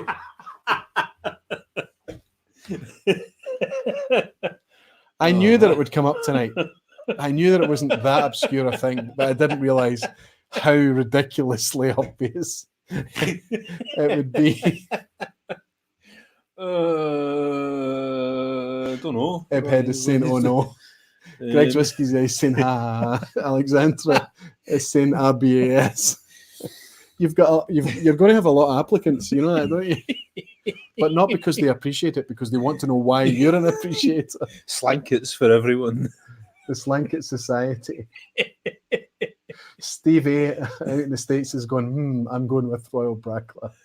Good one, Steve. Okay, let's have a look. Royal Brackla is clearly A. B, Balmain, C, Glenburgie. Okay, I'll give yourself a point as we move into question 9. Points for everybody. Okay, Roddy Graham is part of Glasgow's Good Spirit Company's team. Where did he previously work? And I'm speaking about alcohol related, of course. Was it A, Victoria Wine, B, Oddbins, or C, Agnews? Do you remember Agnews? There's always change at Agnews. That's right. Very Glaswegian reference there. It really is. But these are 3. There's always change at Agnews. So you know it's no Agnews. You know it's not going to be C. Brilliant. Look at this. Beep, beep, beep, beep, beep, beep, beep, beep, beep, beep. It's like Morse code. Fabulous. Fabulous. Of course, Oh, for goodness Roddy sake. previously worked Oddbins. at Oddbins. So, one more question left. Let us see how we're getting on. Werner is on 7 out of 9. Jimmy Jazz, 7 out of 9. Desi, Alexandru, 7. Mo's on 7. Mark Slinger, 7. Malcolm Douglas, 7. Keith Corbett, 6. Michael Johnson, 8. Whiskey Radar. I'm looking. Whiskey Radar rolling superb. The Alchemist Sevy's on 8 as well. Cascode's 9 out of 9. Cascode. My Who's friend, I've not seen Cascode? you in a while. Cascode, I want to guess where he's from now. You'll tell us in a minute. Cascode, where are you from? I think he's Cascode. Canadian. I've forgotten. But it has been a wee while since I've seen you in, my friend, so it's nice to welcome you back again. It's great to have you here. He's been a supporter of mine for a long, Right. long time. But 9 out of 9, Cascode, you're the guy to beat tonight. Hoyt, 7 out of 9. Peter Wilcox, 5 out of 9. I don't see anybody that's not getting a pass mark tonight. I think it's been a nice, gentle quiz, a fun quiz. I got that Brackla question while tidying up. What does that mean? What does that mean, Captain 3D? No. That's how Cryptic comments. that's how disengaged he can be, relaxed and just chilling and kicking around the right. house, Okay, and he can still mop up. So you're not even paying attention. Yeah. Captain 3D Phil, he's in San Francisco. Okay. It's Was it probably like lunchtime quite or early in the day for him, yeah. Okay, last question. Looks like the only person that's got a chance, I think, of getting a full house tonight is Cascode. I can't even remember what question 10 is, if it's a banana skin or not. I think it should be okay. Let's have a look. The Singleton series from Diageo once featured which of these? So the Singleton series is Diageo's Glenfiddich 12, and it's made up of Glendullan, Dufton, and Glenord.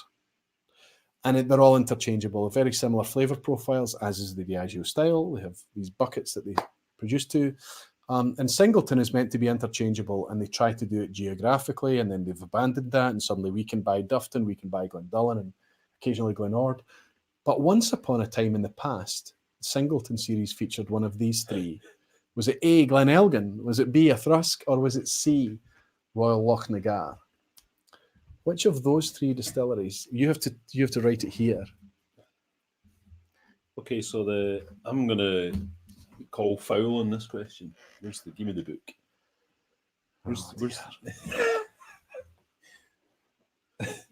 the book? We don't have you have the I book. have the book.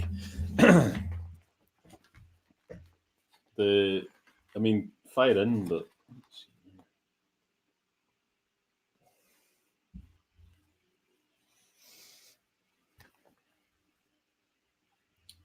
The Singleton of Dingleton, says the Doc, Macallan Fine and Rare. Doc, you're a star staying up this late in Germany.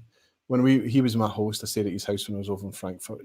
What a guy. He's just a great guy. no, I'm wrong. And he's in here till Sorry. then. That's okay, I know you're wrong. I wanted you to be all confrontational about it though. No, I I thought you were wrong, but then I had to go and check my sources, and annoyingly, he's right. So lots of you are kind of all over the place, but DH Silv is summing up quite well, saying I want to say A, but I'll go B. Eric Waite is saying, just got home from work, all my whiskies unpacked in my new home. Congratulations, Eric. I hope you don't have too much work ahead of you, my friend, in order to settle in, and we look forward to hanging out with you, perhaps on a live stream in your new gaff soon. The Alchemist is saying that Klein Leash. I know what Klein Leash you're talking about. Okay, I can tell you all. Question 10 was, in fact, B, the Singleton of a Thrusk. And the reason that they came up with the Singleton brand, bizarrely, was that a Thrusk was considered too difficult to pronounce. I mean, that's a crazy thought. What's difficult to pronounce about a Thrusk? So they brought up this brand, and they called it the Singleton, and I've got a wee photo for you here. And I picked this off, a 1975 a Thrusk for £299 on the Whisky Exchange. I almost bought it. That's from its first year of distillation, then? Or is it first 75, 74? A Thrusk? Yeah. Thereabouts. No, really? 74. So nearly the first year of distillation. But this would have been bottled early 90s or something of that order. And Probably as a 12-year-old. aye, quite young. But interesting that it's got a vintage statement on it. £299 on a Whisky Exchange. But I paused. I decided not to. But I think it's such a beautiful thing. I liked how it looked. So there you go. So I was being nitpicky because it was a Thrusk under the previous owners, Singleton under the previous owners, but Diageo ran with that name for 4 years after they took over. Is that right? Yeah. Okay. So what were you being picky about? That I thought the Singleton name had been abandoned before Diageo bought it. Like, so they launched it in 87 or something like that, and decided that it was too difficult to call it a Thrust, so they called it the Singleton. Yes. And then if they quickly abandoned that, and then, but according to the yearbook, they were still marketing it as the Singleton when Diageo or Grand Met took over. So I'm just being picky. It's what I do. I'm sorry. Yeah. So it's Glendallen, I think, Glenord and Duffton are the Singletons. Yeah, and a Thrusk was demoted to Flora and Fauna, I guess. Yeah, I don't know why they I mean, I guess a Thrusk. John Paul Vanderhoven, I'll let you read out that comment. One of the best guests ever. Enjoyed that. There you are then. Thank you. Cheers. Slange. Thank you for your dram, John Paul. Thank you so much. Cheers. I'll echo his sentiment.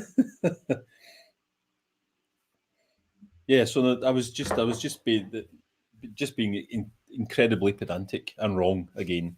It's what I do. McCallum Ferreira saying new record, the 3 hours and 3 minutes with Ralphie are history now. How long have we been doing this for? Some hours. Some time. Doesn't matter. We're winding up now.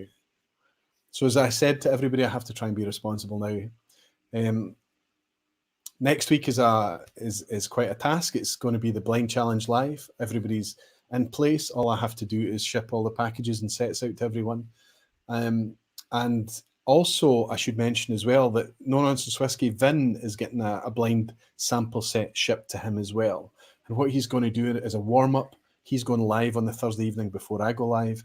And the last thing he'll do is he'll open the Blind Challenge and he'll nose and taste them. He won't try and guess anything, but he'll line them up and lock in his preferences before we go live and do the Blind Challenge live. And it won't guide anybody that's going to do it after him, because Vin will do it by number and everybody that's doing it afterwards on the live will do it by the normal coloured dots. Like Menno's Blind Challenge to me.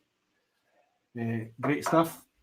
I look forward to welcoming you all next week. Thank you so much for your support tonight. Thanks for so much of you turning out and hanging out, which felt like me hanging out in a pub tonight. Honestly, it was as close as I could get to it. The chairs are very comfy. Are they? Well, normally that doesn't. Alan keyed the handles back on. James sits in this and he doesn't like the handles on, right, so you can get it under the desk. But I set it up for you tonight. I'm glad you found it comfy. I found it wonderful tonight. Remember, a date for your diary is the 29th of December as well. We're going to do, that will be a big day as well. I have no idea what that day is going to have in store, but it's going to be all about summarising 2019 for everyone. Which dram am I going to be raising? To summarise 2019. Springback. 12-year-old. I can smell it now. It's jumping out the glass. Is it Speyside, Roddy? Well, you said that, but I didn't spot my own Tinini. Right, that's right. So, that's right. It's we're all quits. fun. But that's what you have to do, is that, and if you try and be above whiskey, it will take your trousers down. It will. It really will. Anyway, I've really enjoyed myself tonight. I've really enjoyed your company. Roddy, thank you so much for hanging out with us, bringing some of your insight. I hope we can do it again. Sure. Maybe next year. Cheers. Oops. I just want to say a big, huge thank you to Doug Crisop, who just bought us a fantastic virtual dram and said, cheers, don't stay up too long. We need to work out how to get you home. We're going to tan the rest of this bottle, mate.